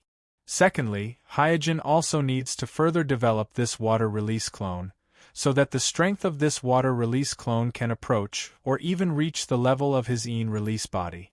The reason why Kuroto did this is so that when he uses the Chimera technique in the future, the 7 clones including the Yin release body can achieve a perfect balance of the 7 attributes of chakra. Only in this way can he get a glimpse of the Kekei Genkai technique. While walking, Hyojin came to Haku's temporary underground residence. Holding a little rabbit in his arms, Haku quickly greeted Kuroto. "Kuroto-sama, you are here." Hyojin gently nodded. "Are you used to living here?" The little rabbit in Haku's arms was bought by Kuroto at the village market. Kuroto was mainly afraid that Haku would be bored staying alone in the underground residence, so he bought a little rabbit for Haku as a playmate. Haku gently stroked the little rabbit in his arms and nodded repeatedly. "Put down the rabbit and go out with me." After saying this, Hyojin turned around and left the underground residence. After settling down the little rabbit, Haku quickly followed and asked, "Kuroto-sama, are we going to practice ninjutsu?" The corner of Hyojin's mouth twitched. Yes. A few hours later, Hyojin and Haku arrived at a lake in the lower reaches of the Naka River. This place is very far from the village, and it is not within the patrol range, so practicing ninjutsu in this area is relatively safe and hidden. Coming to the lake, looking at the sparkling lake, Hyojin asked, "Haku, you should have learned a lot of water release ninjutsu from Orochimaru, right?" Bai nodded his head in confusion. Hyojin pointed to the lake and said, "This place is close to the water source, you can practice all the water release ninjutsu that you know." Haku has some doubts in his heart. Before Hyojin asked him to practice ice release ninjutsu, he doesn't know why Hyojin suddenly wants him to practice water release ninjutsu. But for Hyojin's request, Haku doesn't dare to refuse, so he held his breath and began to perform water release ninjutsu. Water release, water bullet technique. In an instant, a few basin-sized water balls gathered on the surface of the lake, and then quickly shot into the distance. C-grade water release ninjutsu. Nodding, Hyojin said, "Continue." Hearing this, Haku once again performed water release ninjutsu. Water release, water chaos wave technique. Water release, water bullet technique. Water release, water dragon bullet technique. Water release, water wall technique. after performing 5 water release ninjutsu in a row, even with the help of the water source in the lake. Haku is still tired and panting. Hyojin glanced at Haku and asked, "Do you know other water release ninjutsu?" Haku answered while panting lightly, I know water wave technique, but I don't have enough chakra now." Water wave technique? Hyojin was slightly startled, and immediately said, "This technique is the reduced version of the S-class ninjutsu water wave technique developed by second Sama Naruto. How did you learn it at such a young age?" Haku lowered his head and replied, "In Orochimaru, Sama's place, if I can't learn ninjutsu, I won't have dinner." Hyojin smiled and did not say anything. According to Orochimaru, Sama's temper, not giving him dinner is really a very light punishment, but even such a light punishment allowed Haku to master water release ninjutsu in a short period of time. It can be seen that Haku's talent in ninjutsu is really good.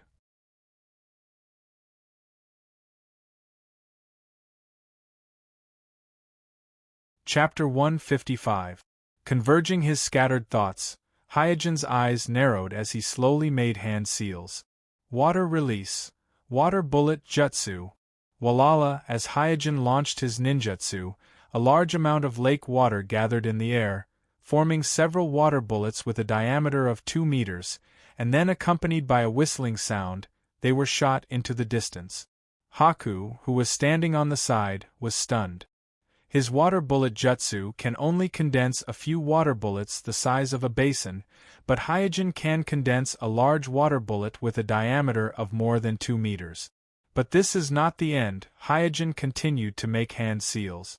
Water release, water chaos wave, water release, water bullet jutsu, water release, water dragon jutsu, water release, water wall jutsu. Without taking a breath, Hyojin performed the 5 water release jutsu in the same order as Haku.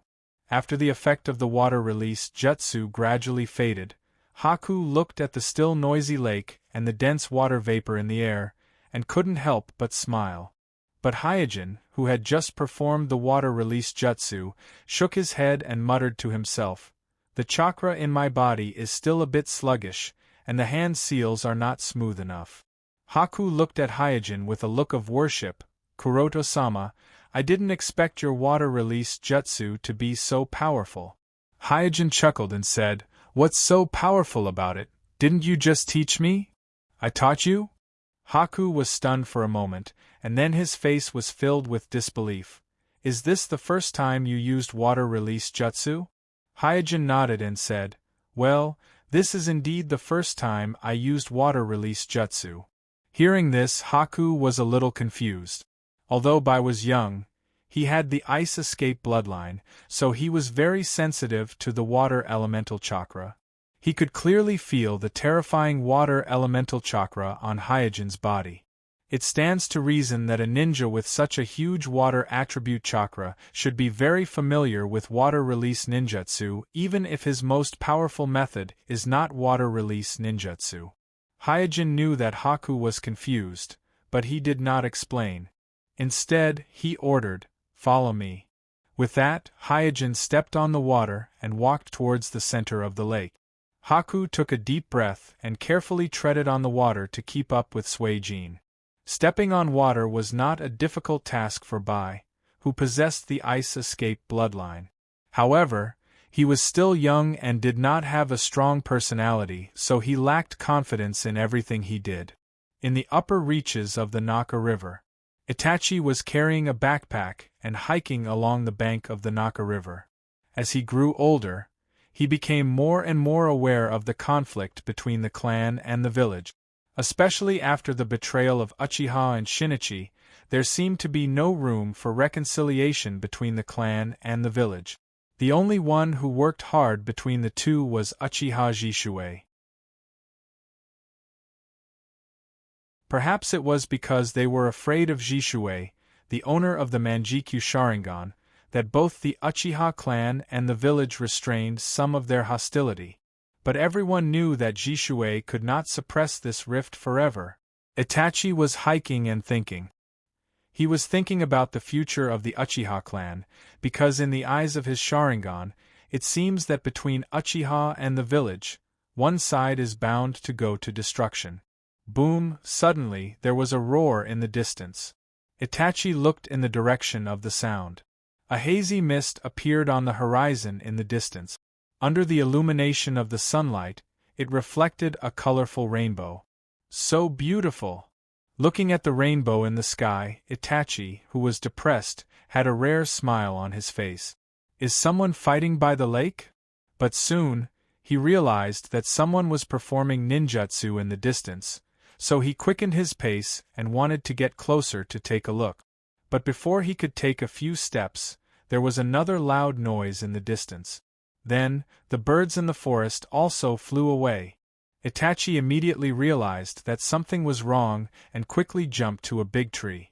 Swoosh! Not long after, a huge wave surged over, almost drowning the entire forest. Itachi was shocked.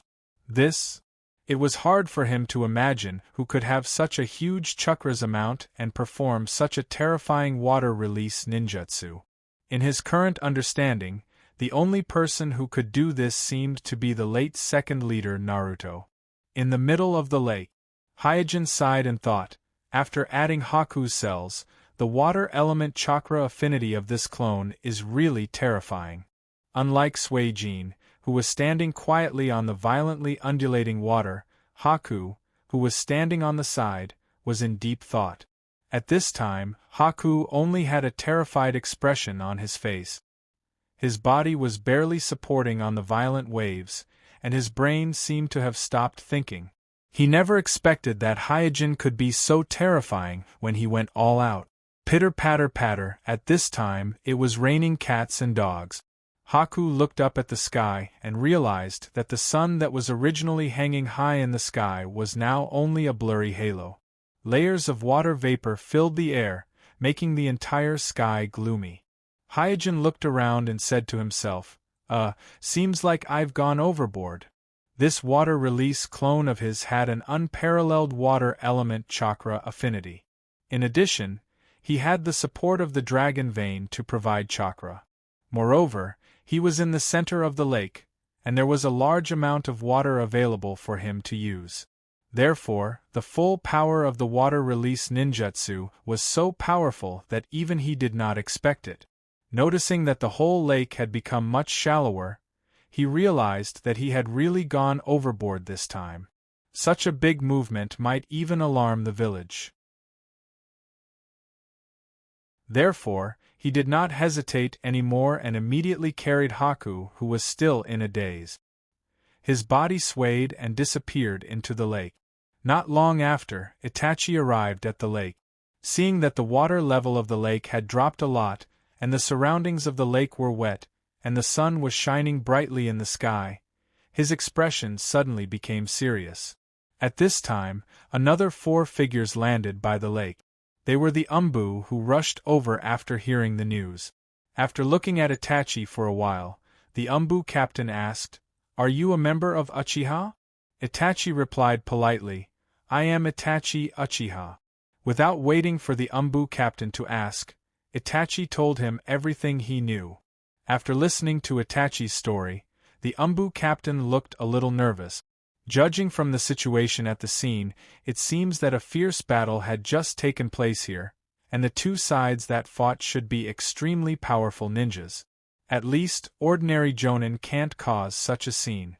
The current Konoha is already in troubled times, and now such a thing happened, it really makes people feel uneasy.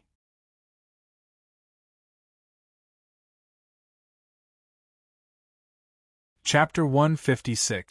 After sending Haku back to the underground residence, Hyojin returned to his laboratory. Kuroto was very satisfied with this time's water release ninjutsu, at least in terms of affinity with the water attribute chakra. This clone A has reached the standard. While recording the various data of this clone, Kuroto planned the next step of his plan. For some reason, the cloning of the water clone went unexpectedly smoothly. Perhaps it has something to do with the low rejection between Haku's cell tissue and Suijin's own cell tissue, or it may be that the nature of water chakra is relatively stable, so whether it's cell tissue fusion or cloning, the success rate is surprisingly high.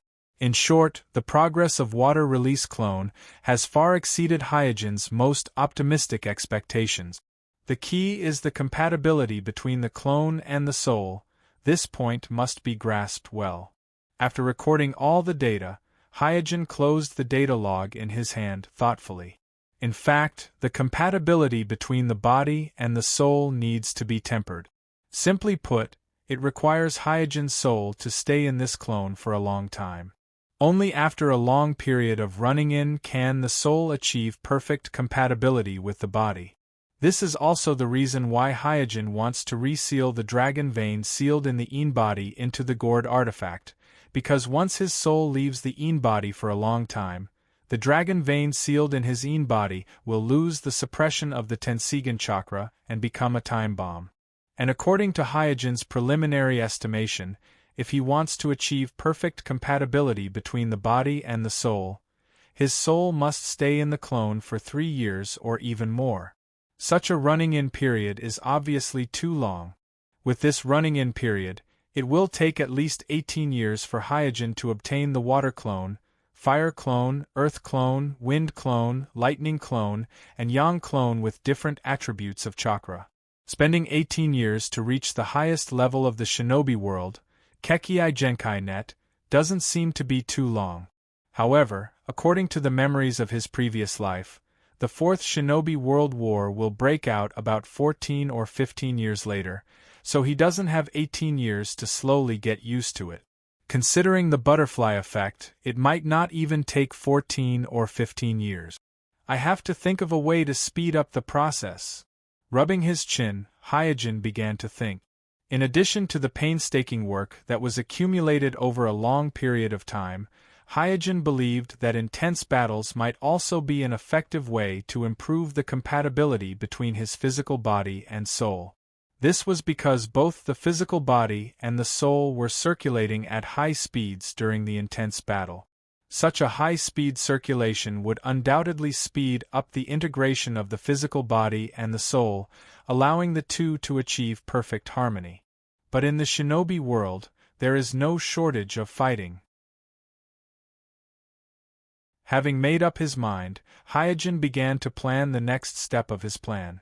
The fighting style of the Water Escape avatar was completely different from the Een Escape avatar, so it didn't seem appropriate to continue using the Een Escape avatar as Yama. Thus, he equipped himself with a new black cloak and prepared a mask with a water pattern drawn on it. After putting on the new black cloak and the mask, Hyojin, who was controlling the clone A, came to the mirror and muttered to himself, "Since it's water clone, then I'll call it Suijin." After leaving a shadow clone in the village, Hyojin snuck out of the village with the identity of Suijin. 1 week later, Hyojin kicked the corpse at his feet and frowned. In order to seek a fierce battle, he used the identity of Suijin to accept a seemingly difficult bounty mission from the black market. As a result, when he found the target, he found that this guy was only at the level of a chunin. Even if Hyojin was controlling the water clone at this time, it only took him 2 or 3 moves to finish the battle. Hyojin spat lightly and said, "TSK, what kind of jonin is he? He's obviously only at the level of a chunin."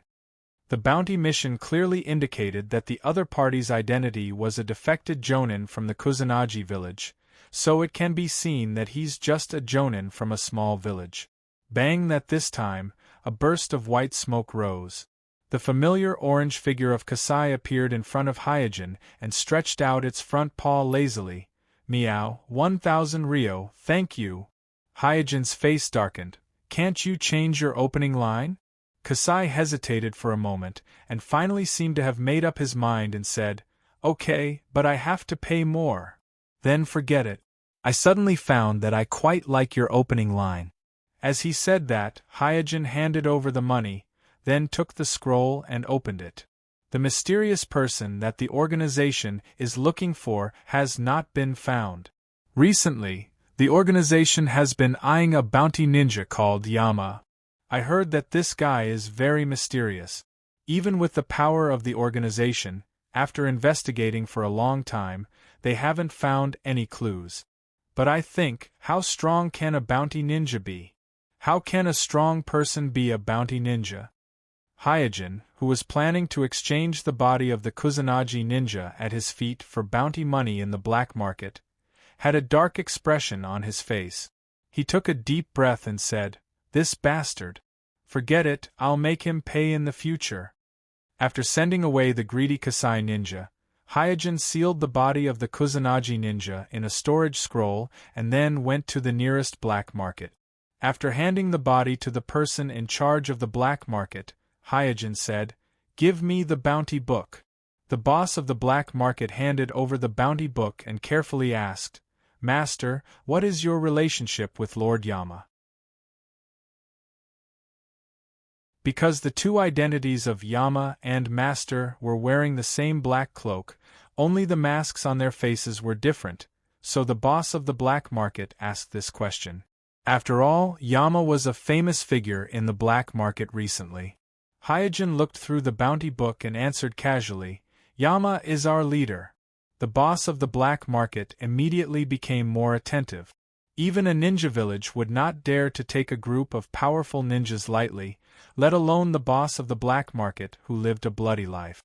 Moreover, the strength of Yama had been recognized by the black market circle, so in the face of Master, who belonged to the same organization as Yama, the boss of the black market naturally did not dare to neglect the slightest. At this moment, Hyojin, who was looking through the bounty book, stopped. He felt a strong chakra reaction approaching him, so he turned his head and looked outside.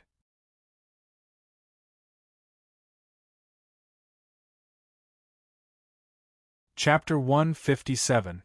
Akatsuki's People? Hyojin was a little surprised. He didn't expect that just after Shinichi informed him that Akatsuki is looking for Yama, he would run into Akatsuki's people. After thinking for a moment, Hyojin turned around and walked out of the black market, standing quietly on the street. At this time, the two Akatsuki members wearing the red cloud suit also stopped in their tracks and confronted Suijin, who was wearing the black cloak. The pedestrians on the street immediately noticed Hyojin and the two Akatsuki members. Whether it's the Akatsuki members wearing red cloak and black cloak, or Hyojin wearing black cloak and water pattern mask, they don't look like good people, so the pedestrians quickly avoided them in twos and threes. Not long after, the previously bustling street became silent. The two Akatsuki members took off the black cloak on their heads at the same time, and one of them asked Hyojin, "Are you the bounty ninja Yama?" Looking at the two people in front of him, Hyojin chuckled and said, "You are looking for the wrong person, I am Suijin." Among the two Akatsuki members, Hyojin is more familiar with one of them. He is Kakuzu, who claimed to have fought against the Hashirama. The other person is an ordinary-looking uncle. Although Hyojin searched his memory, he can't remember who he is. In Hyojin's impression, there is no such person in the Akatsuki. Kakuzu said in a deep voice, "Suijin? Humph, are you playing with me?" Hearing Kakuzu's words, Suijin immediately understood that Kakuzu must have grasped the facial features of his Yama disguise, so he pointed at the mask on his face and said in a mocking tone, "Look carefully, I am Suijin, not Yama. But if you have any request, you can look for me." Another Akatsuki member whispered in Kakuzu's ear, "The pattern on his mask is indeed different from that Yama, they should be from the same organization." Kakuzu's attitude was still calm, and he ordered Hyojin in a condescending tone, "Tell me the whereabouts of Yama and the intelligence of your organization." Kakuzu knows very well how many monsters there are in his organization, so he doesn't put other organizations in his eyes, not even the 5 great shinobi villages in his eyes. Hyojin shrugged. "Come on, grab me, and you'll know everything." Jiao Du coldly said, "You are courting death." Hyojin did not waste any more time. He immediately turned around and sped out of the town. There were many civilians in the town, and if they fought here, even if Hyojin deliberately controlled it, he was afraid that many innocent people would be hurt, so he wanted to lead Akatsuki's team out of the town. Kakuzu was a prominent figure in the black market circle, and he also didn't want to affect the black market because of the battle, so he tacitly followed Hyojin out of the town. Watching the three people leave the town, the black market boss let out a long sigh of relief. Fortunately, they didn't fight here, in a forest outside the town. Whoosh, whoosh, whoosh, accompanied by the sound of breaking wind, three figures landed on the ground one after another. Hyojin had one hand on his waist, and his face was a little excited. Kakuzu's strength was unquestionable, even if Kakashi was stronger than him 10 years later. He was completely suppressed by Kakuzu in a one-on-one fight. If it wasn't for the timely arrival of reinforcements, Kakashi's heart would have already been killed by Kakuzu.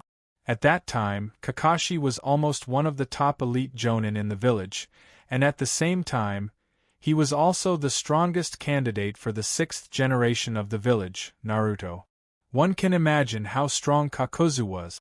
Right now, Hyojin was controlling the Type A water release clone, so he couldn't use the ability of the Tenseigan, so this battle was quite a difficult challenge for him. But what he lacked right now was a challenge. After chasing out of the town, Kakuzu said impatiently, "I'm not interested in a guy without a bounty on him. I'll give you one last chance, hand over the information, and I'll spare your life." Hyojin didn't even bother to say a word, directly formed a hand seal, and shouted, "Water release! Water wave!" Puff! In an instant, a thin column of water shot out from Hyojin's mouth, shooting towards the Akatsuki duo. Kakuzu and the other Akatsuki member immediately jumped away, dodging Hyojin's water wave. Boom! Boom! Boom! Although it didn't hit the target, the water wave was like a slender water knife, cutting off a large number of trees behind the Akatsuki duo, and the broken trees on the ground made a series of roars. Kakuzu glanced at the messy forest behind him with the corner of his eyes, and his expression became much more serious. The other Akatsuki member's expression was solemn, and he quickly took out a long sword. The water wave that Hyojin just used was a weakened version of the S-class ninjutsu water wave, developed by the 2nd generation leader Naruto, but even if it's a weakened version, it's still an A-class ninjutsu with power comparable to Chidori. After knowing that the opponent is a bit tricky, Kakuzu slowly unbuttoned the red cloud clothes, and then took off the red cloud clothes, revealing his body full of stitches. He took off his clothes so quickly? After a pause, Hyojin secretly said, "Oh, for me, this is a good sign." Ugh! With a low roar, 4 monsters with white masks and black threads all over their bodies rushed out of Kakuzu's body and scattered in all directions. This is the Earth's Grudge technique. Hyojin's eyes were cold, and he secretly activated the Byakugan. And in his Byakugan vision, whether it was Kakuzu or the 4 masked monsters scattered around Kakuzu, all of them had an independent source of chakra. Swish! At this time, the Akatsuki member with a long sword rushed over. Hyojin immediately made a hand seal and stamped his foot. Water release! Water wall! In an instant, a water wall rose from the ground and blocked the Akatsuki member who rushed towards Hyojin. At the same time, a hand passed through the water wall and grabbed the Akatsuki member's throat, and then a water prison covered the Akatsuki member. The whole process only took a few breaths, and Hyojin captured one of the Akatsuki members. The process was so smooth that even he couldn't believe it. Suddenly, the light around him dimmed, and a dazzling electric current shot towards Hyojin. Subconsciously, Suijin placed the Akatsuki member, who was trapped in the water prison technique, in front of him. Zizi! In the harsh sound of the electric current, Hyojin and the Akatsuki member were hit by the lightning release ninjutsu. Supporting his paralyzed body, Hyojin jumped back and landed on a big tree. Looking at the Akatsuki member directly hit by the lightning release ninjutsu, Hyojin lightly spat. Tsk, you are so cruel to your own people.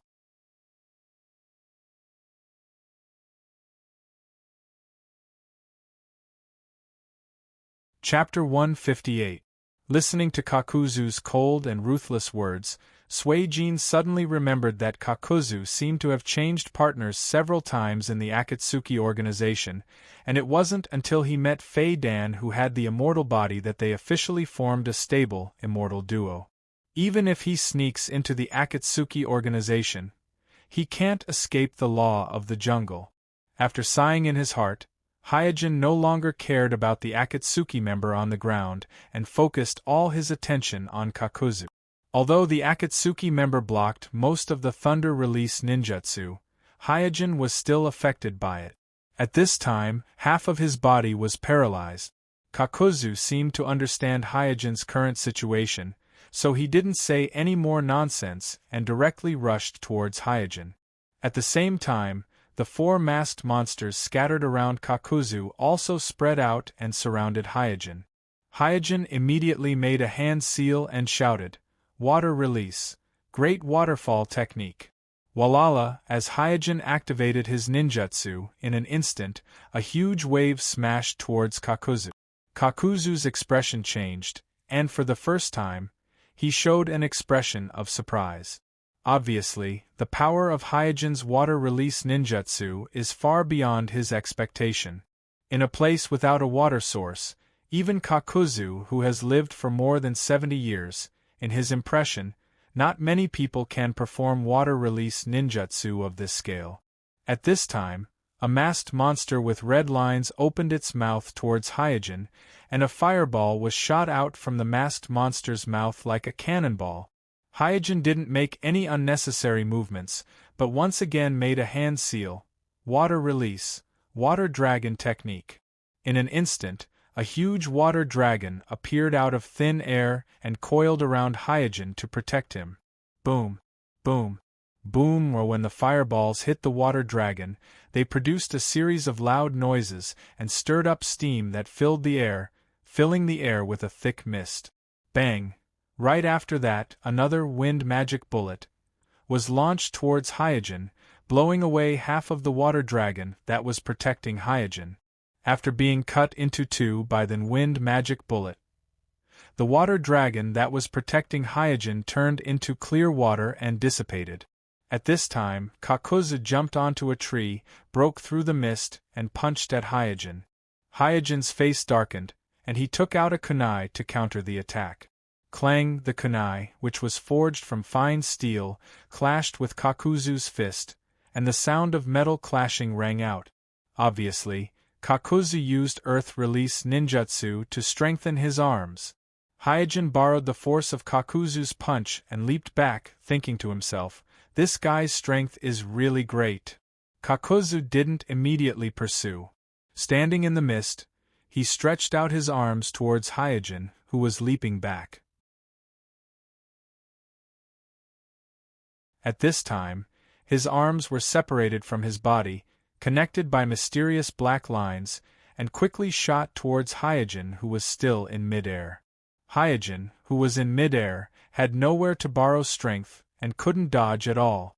He was caught by the two flying arms, and his throat was tightly gripped.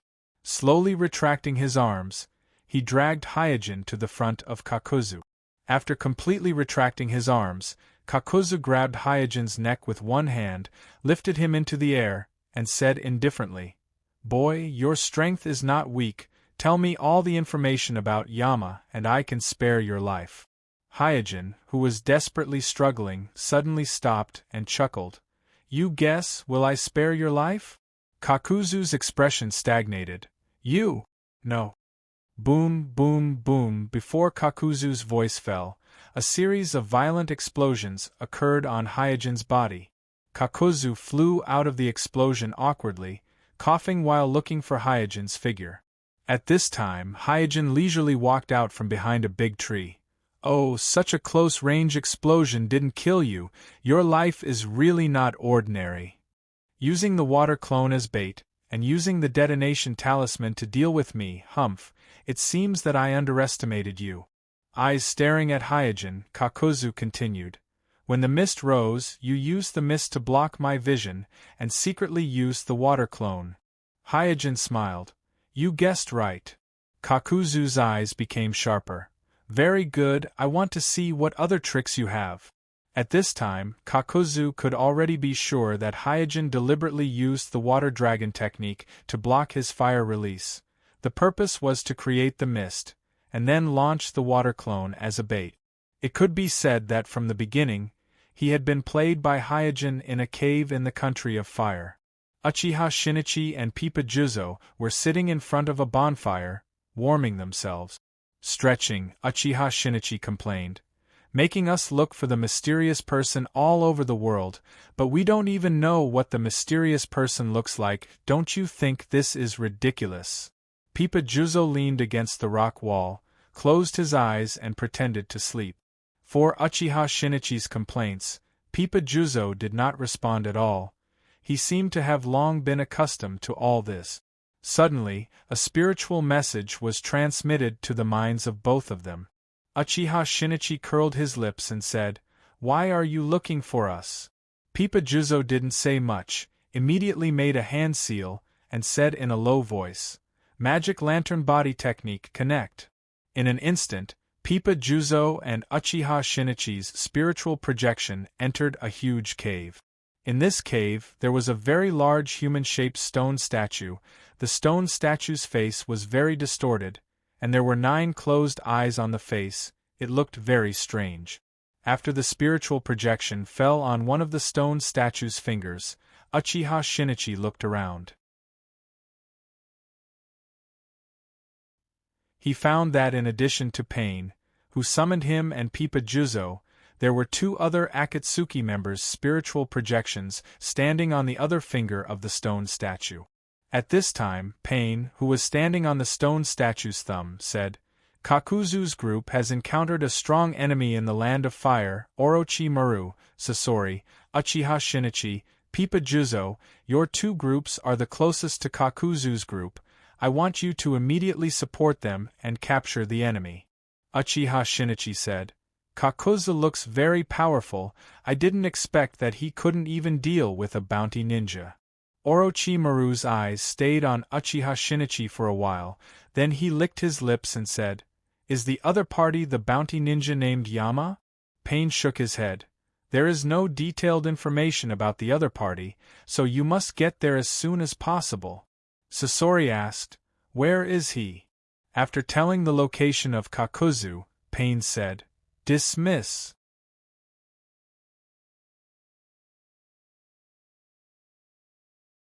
Chapter 159. 2 ninjas in red cloud suits were speeding through the country of fire. Their speed was so fast that they left behind afterimages, and the civilians who saw them along the way thought they were seeing things. While speeding, Shinichi Uchiha asked his partner next to him, "Hey, do you think we'll get nothing this time?" In order to find the mysterious person that the organization was looking for, Shinichi Uchiha had been running all over the country of fire recently. Pipa Juzo said casually, "Who knows?" In Pipa Juzo's opinion, not being able to find the mysterious person might not be a bad thing. After all, the person that the organization was afraid of was definitely not an ordinary person. If they were to accidentally encounter him, it might be a tough battle. After passing through another forest, Shinichi Uchiha looked into the distance and asked Pipa Juzo, "It should be the town in front, right?" Pipa Juzo nodded and said, "Yes, it's there." After a while, the 2 arrived at the town.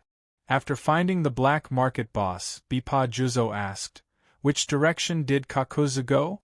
The boss didn't dare to hide it and quickly pointed in the direction that Hyojin and Kakuzu went and said, "Kakuzu and Master Suyama went in that direction." "Suyama?" Uchiha Shinichi frowned and said, "Isn't that bounty ninja called Yama?" The black market boss explained with a bitter smile, "The one who fought with Kakuzu was indeed Suyama. According to Suyama, Yama is their leader." Whether it was Kakuzu's organization or Suyama's organization, it was obvious that they were not to be trifled with. Therefore, He could only hope that the battle between these two mysterious organizations would not involve him. Shinichi Uchiha chuckled and said, "Yo, the other party has another organization," Bippa Juzo said with a sullen face. "Let's go." After leaving the town, the two ran in the direction that the black market boss pointed out for a while and soon found that the sky in the distance was covered with dark clouds and thunder. Uchiha Shinichi asked, "Rain clouds?" "No, someone is fighting over there. Kakuzu should be over there." As a ninja born in the mist village of the Rain Country, Bippa Juzo quickly distinguished that the rain clouds in the distance were not natural phenomena, but man-made. At this time, Uchiha Shinichi looked to the side and said, "Someone is coming." Bippa Juzo immediately became alert. "Which side are they from?" After sensing for a while, Uchiha Shinichi said, "Don't worry, it's Orochimaru and the others." A moment later, Orochimaru and Sasori landed in front of them. Orochimaru glanced at Uchiha and Shinichi and said in a hoarse voice, "You guys are fast." Bippa Juzo pointed to the rain clouds in the distance. "The battlefield should be over there." Standing on a big tree, Sasori looked over there and grinned. "The movement is really big, the other party seems to be a good puppet material."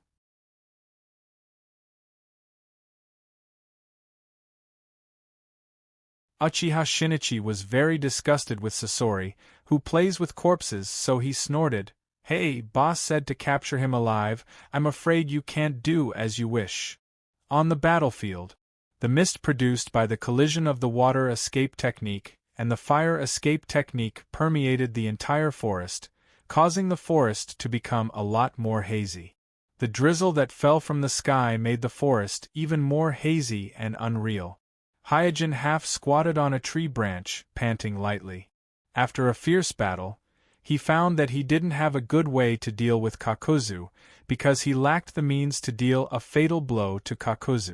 With the cooperation of the four masked monsters, Kakuzu can perform all the ninjutsu of water, fire, earth, thunder, and wind attribute. In a regular battle, there is almost no flaw. The most troublesome thing is that the four masked monsters can fly in the air, and their cooperation with each other is very tacit. Sometimes they will even combine in pairs to perform a joint ninjutsu of two different attributes, suppressing Hyojin, who can only use water release. Chakra consumes too much energy, it's time to retreat. Even with the support of the Ryumyaku, even with the incomparable affinity with the water attribute chakra, Hyojin at this time felt a little difficult to continue. What's more, his purpose this time is just to have a fierce battle. As for whether or not he can kill Kakuzu, it's not important to him, so at this point, he should really consider retreating. At this time, a masked monster with blue lines on its face found Hyojin's trace and opened its mouth to spit out a lightning ball. Humph! With a light grunt, Hyojin jumped and avoided the lightning ball. Earth release has an obvious restraining effect on water release. Whether it is earth wall or body hardening, these ninjutsu can easily resist water release of the same level. Wind release and thunder release also have a certain restraining effect on water release. In other words, except for fire release, water release is often at a disadvantage in the face of several other attributes of release. Of course, water release is not completely without its advantages. Its advantage is that it is stable, and the utilization of chakra is high. It is precisely because of this characteristic that Hyojin is restricted in every aspect when facing Kakuzu, who can use all 5 attributes of ninjutsu, and if he is not careful, he will be caught by the opponent. After falling to the ground, Hyojin used the Byakugan to observe the surroundings. Soon, the position of the 4 masked monsters was grasped by him, but he still couldn't find the real body of Kakuzu. Did he sneak into the ground? Hyojin looked at his feet vigilantly. Many high-level earth release and earth release ninjutsu, as long as they go deep enough, they can avoid the detection of the Byakugan.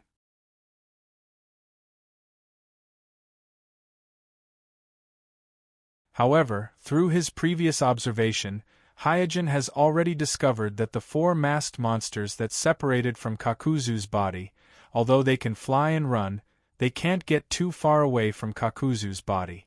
Therefore, according to the position of the four masked monsters, Kuroto can roughly infer where Kakuzu's body is. It's just that at this moment, Hyojin has no interest in continuing to entangle with Kakuzu, since Kakuzu has sneaked into the ground. He decided to take this opportunity to escape from the battle. Suddenly, he felt several huge chakra reactions coming towards him. He immediately activated the Byakugan, 1, 2, 4, a total of 4 people, and with such chakras amount, it seems that all 4 of them are experts. The speed of the other party was extremely fast, and when Hyojin noticed them, they were already close to him. Not long after, the 4 figures landed around Hyojin and surrounded him.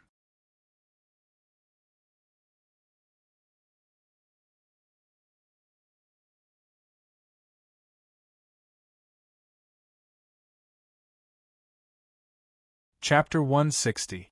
Standing on a tree with half of its body charred by the lightning release ninjutsu, Uchiha Shinichi muttered with one hand on his waist, "Hey hey hey, Kakuzu, can't you even deal with such a guy?"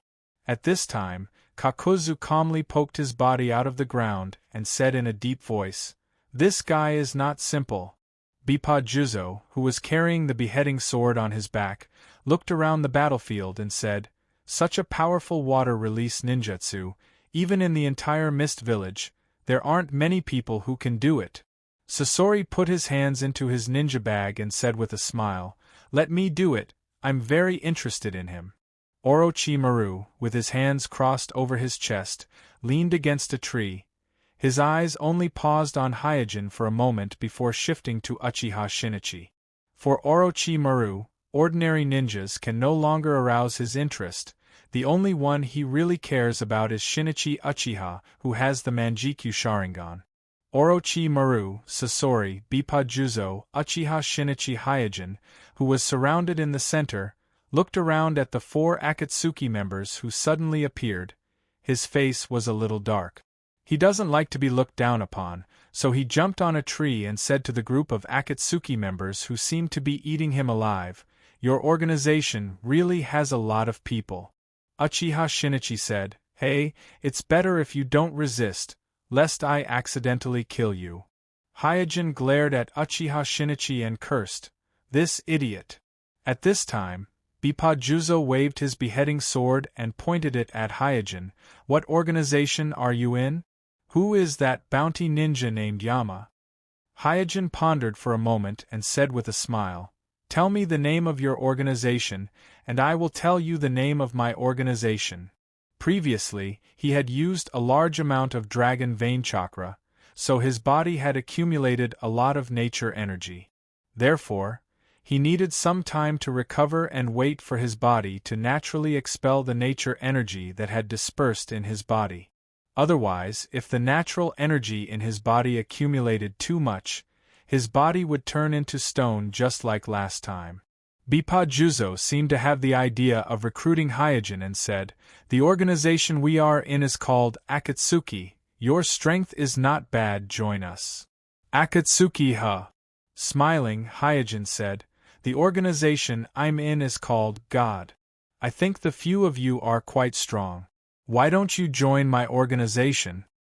"God?" Sasori took out a scroll from his ninja bag and said, "What a big tone." At this time, Orochimaru was also a little interested in Hyojin, who was wearing the Suijin armor. With the current 5 Akatsuki members on the battlefield, in Orochimaru's opinion, even the strongest ninjas of the 5 great shinobi villages with the name of Kage on their backs would be defeated if they came. And this Suijin of Amatsuki is able to remain so calm in such a situation, this alone is enough to attract his attention.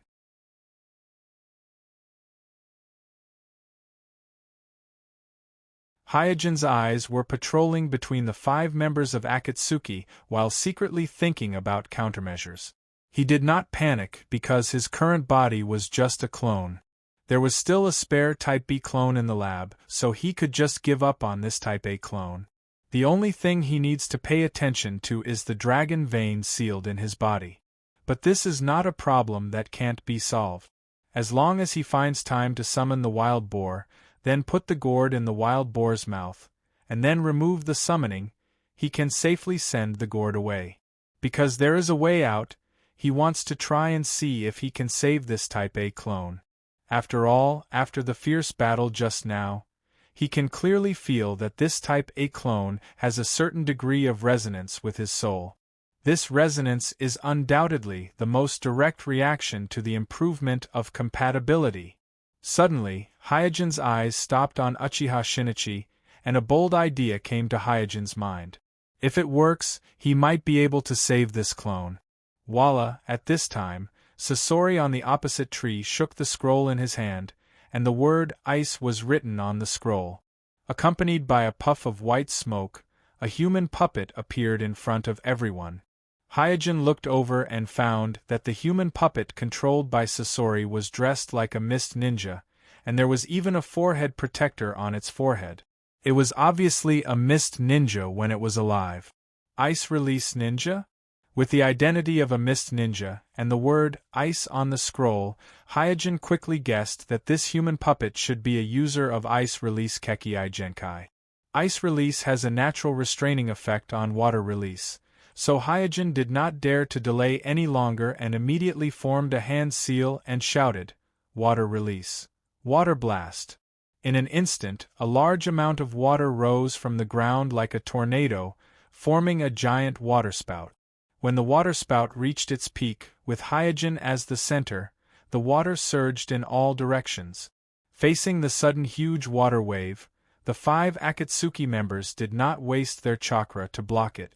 Instead, they spread out and scattered to the treetops of the surrounding trees.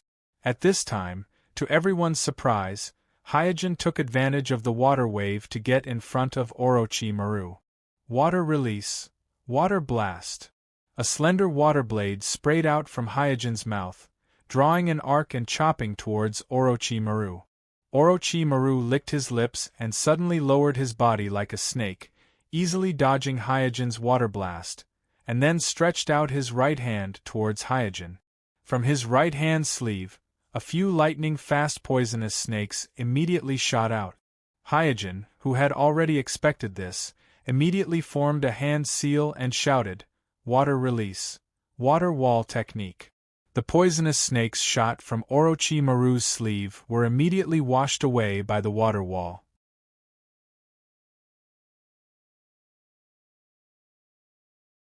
While Hyojin crossed the water wall and rushed towards Orochimaru, sneering, "Let's get rid of the weakest guy first." Weakest? Orochimaru smiled lightly and faced Hyojin.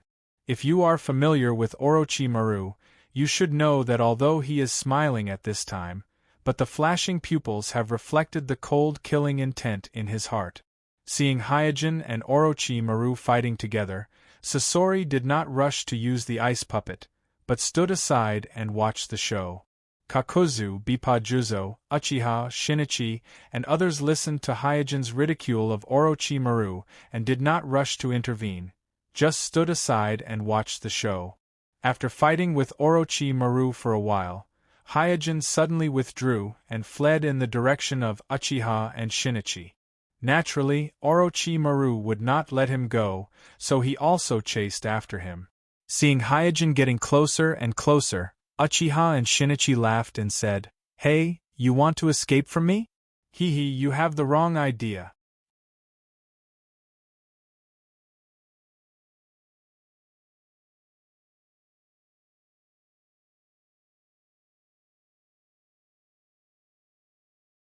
Chapter 161.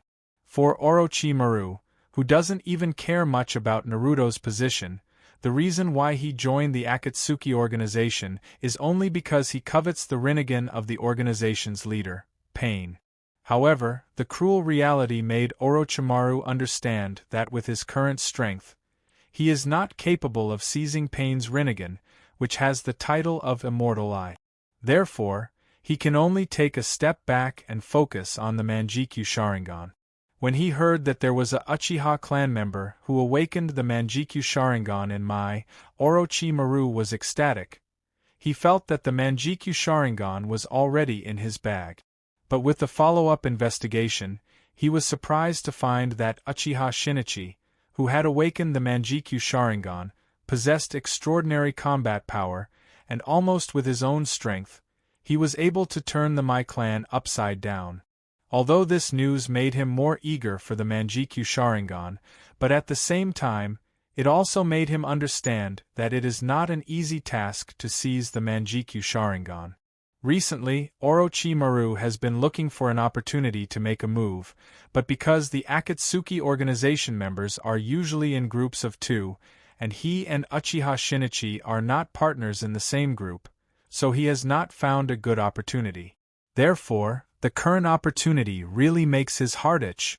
Hyojin doesn't need to turn his head to observe to guess how hesitant and restless Orochimaru's heart is at this time, because no one knows better than him about Orochimaru's desire for the Manjikyu Sharingan. This is also the key to Hyojin's escape. As long as Orochimaru takes action against Uchiha Shinichi, then the current 5 Akatsuki members will immediately fall into division and chaos. At that time, he can find a gap to escape. Looking at Uchiha Shinichi, who is a little eager to attack him, Hyojin, who is running away, secretly thought, "Idiot, don't get your eyes dug out." With one fleeing and one chasing, Hyojin and Orochimaru quickly approached Uchiha Shinichi. At this time, Hyojin quickly printed the hand seals and shouted, "Water release. Water clone technique." In the blink of an eye, Hyojin, who had activated the water clone technique, split into 2, and suddenly changed his route, evading the direction of Uchiha Shinichi and fleeing in different directions. Huh! Shinichi Uchiha frowned slightly. With his eyesight, he couldn't distinguish which is the real body of Hyojin and which is the water clone in an instant. Bippa Juzo, Kakuzu, and Sasori, the other Akatsuki members, were also secretly surprised because they also couldn't distinguish which is the real body and which is the water clone. Orochimaru, who is chasing after Hyojin, didn't react to this because his attention at this moment is all on Uchiha Shinichi. At this time, he is only less than 7 or 8 meters away from Uchiha Shinichi. This distance is almost within reach for a ninja of his level.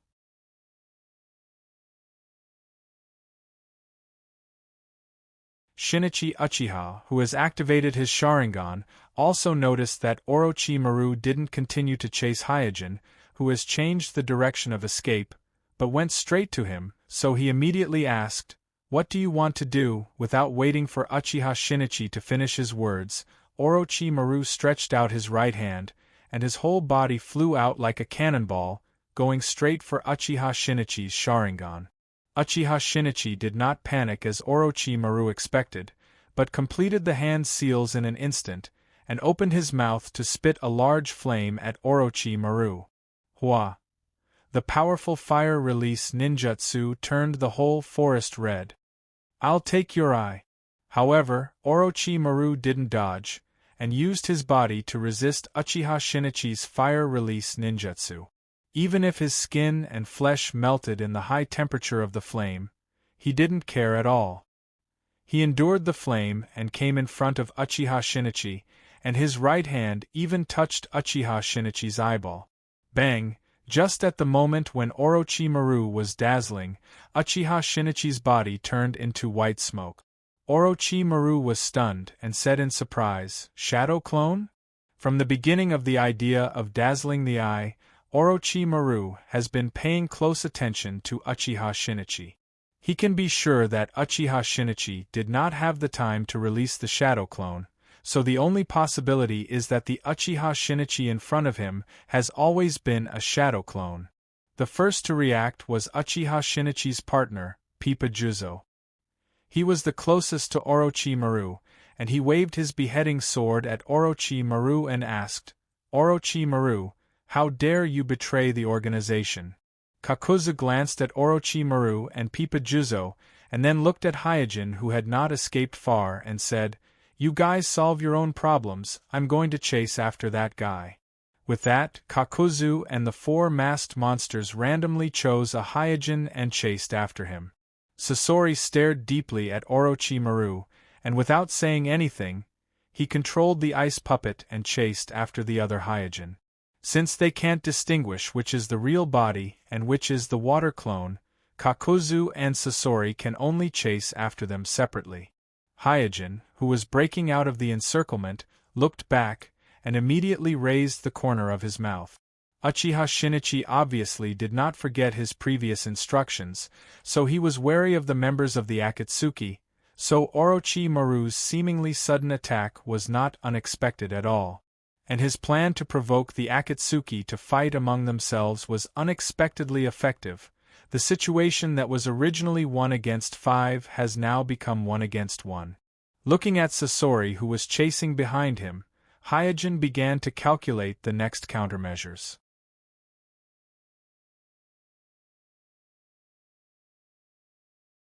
At the moment, the chakra in his body is less than 10%, and a large amount of nature's chakra has accumulated in his body, so he can't continue to use the Ryumyaku chakra, otherwise, his body will have an irreversible petrification phenomenon, so it's really a bit difficult for him to fight with Sasori at this moment. What's more, Sasori's strength is not below Kakuzu's, and with the ice puppet, it can even be said that he is the nemesis of Suijin, and before he comprehends ice release, he has no chance of winning against Sasori. Sasori said with a playful look on his face, "You can't escape." Hyojin ignored him and continued to run. At this time, under the control of Sasori, the ice puppet suddenly displayed an ice release ninjutsu. In an instant, a smooth and clear ice track appeared on the ground, and this ice track quickly extended towards Hyojin, chasing after Hyojin as if it has a mind of its own. Sasori and the ice puppet glided quickly on the ice track. Their speed was far faster than Hyojin, who was running on 2 legs. If the speed of both sides doesn't change, then it's only a matter of time before Sasori catches up with Hyojin.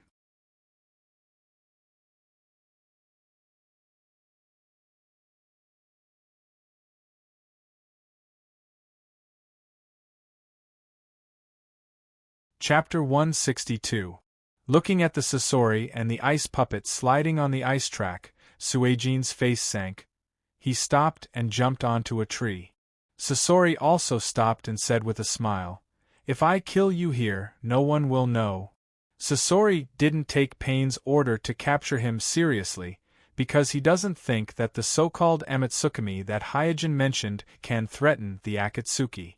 In his opinion, instead of spending a lot of effort to capture him alive, it's better to kill him and turn him into a puppet.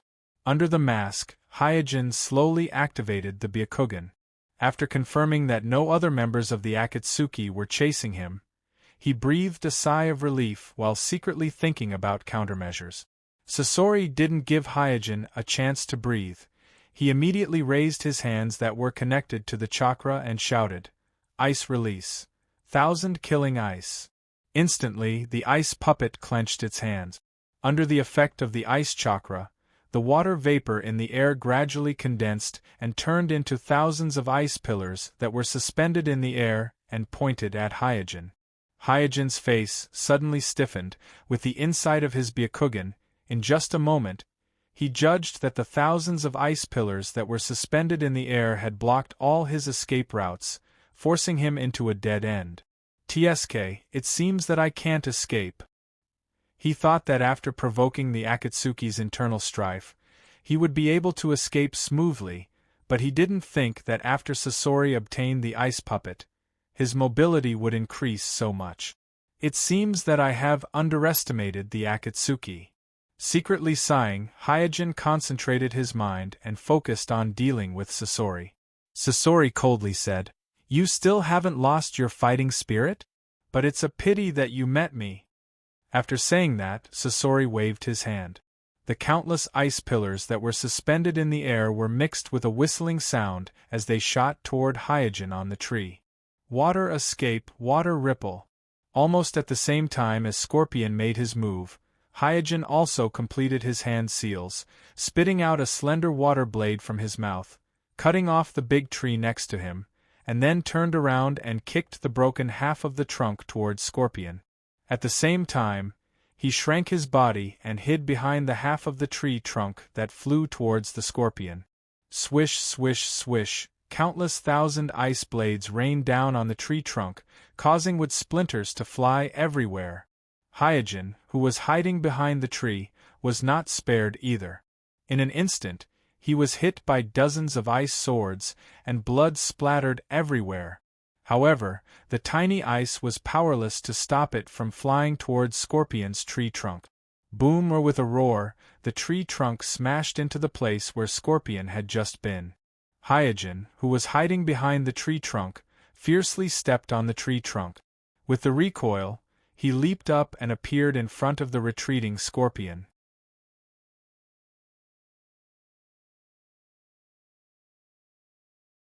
At this time, Scorpion, who was in midair, had a playful look on his face, and he gently waved his hands that were connected to the chakra line. Ice release, ice binding coffin. The ice puppet controlled by him immediately pointed at Hyojin, who was rushing towards Scorpion. In an instant, a stream of water wrapped around Hyojin's right arm, and in an instant it turned into cold ice. Hyojin didn't even turn his head, and without looking, he waved the kunai in his hand to cut off his right arm that was bound by the ice release ninjutsu, and then rushed towards Scorpion. Hyojin's movement was too fast, as if he had already decided to abandon his right arm before Scorpion made his move, so before Scorpion could react, he had already rushed in front of Scorpion, and the kunai in his hand smoothly pierced into Scorpion's chest. Scorpion barely blocked it with his body technique, and then kicked Hyojin hard, and flew back again with the recoil. The two people who were separated in the air were not idle. Hyojin bit his finger, made a seal with one hand, and shouted with difficulty, "Psychic art!" Bang! After a burst of white smoke, a strong wild boar appeared in the forest. Hyojin, with a broken arm, landed firmly on the wild boar and shouted, "Run!" The wild boar, with a big striped tiger in its mouth, was stunned. Obviously it was the first time it was psychic, and it was not used to it, but after receiving Hyojin's order, it immediately moved its hooves and ran wildly.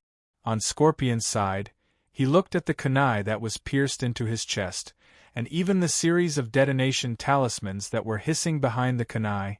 He also decisively shook a scroll. Bang! In the white smoke, a puppet that looked like a scorpion with a long tail appeared.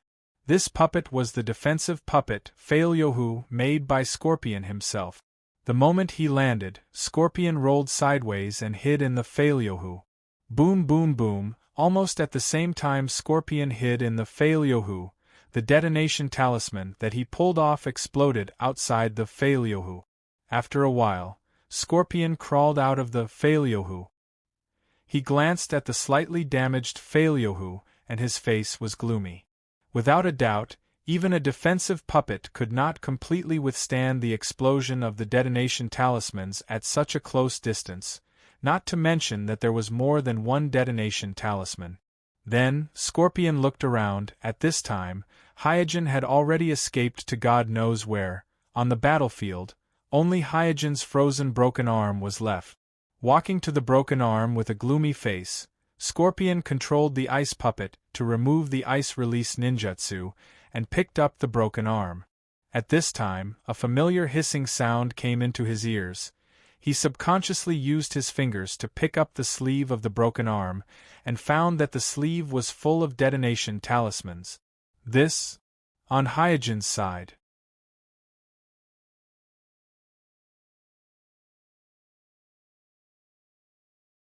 Hyojin laid weakly on the back of the wild boar, and after a while, he took out a bandage from his ninja bag, and simply treated the wound on his right shoulder.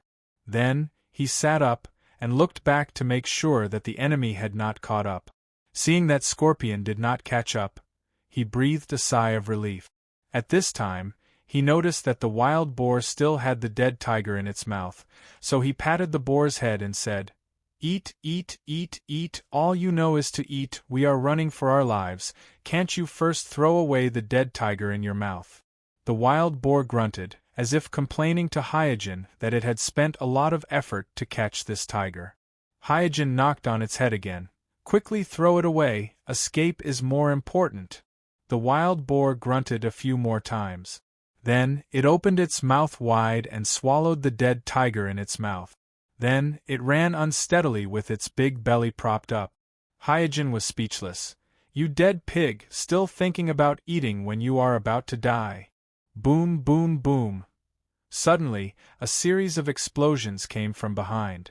Calculating the time, Hygiene knew that this was the trap he left behind, activated. You're tuning in to the Phoenix Knights YouTube channel.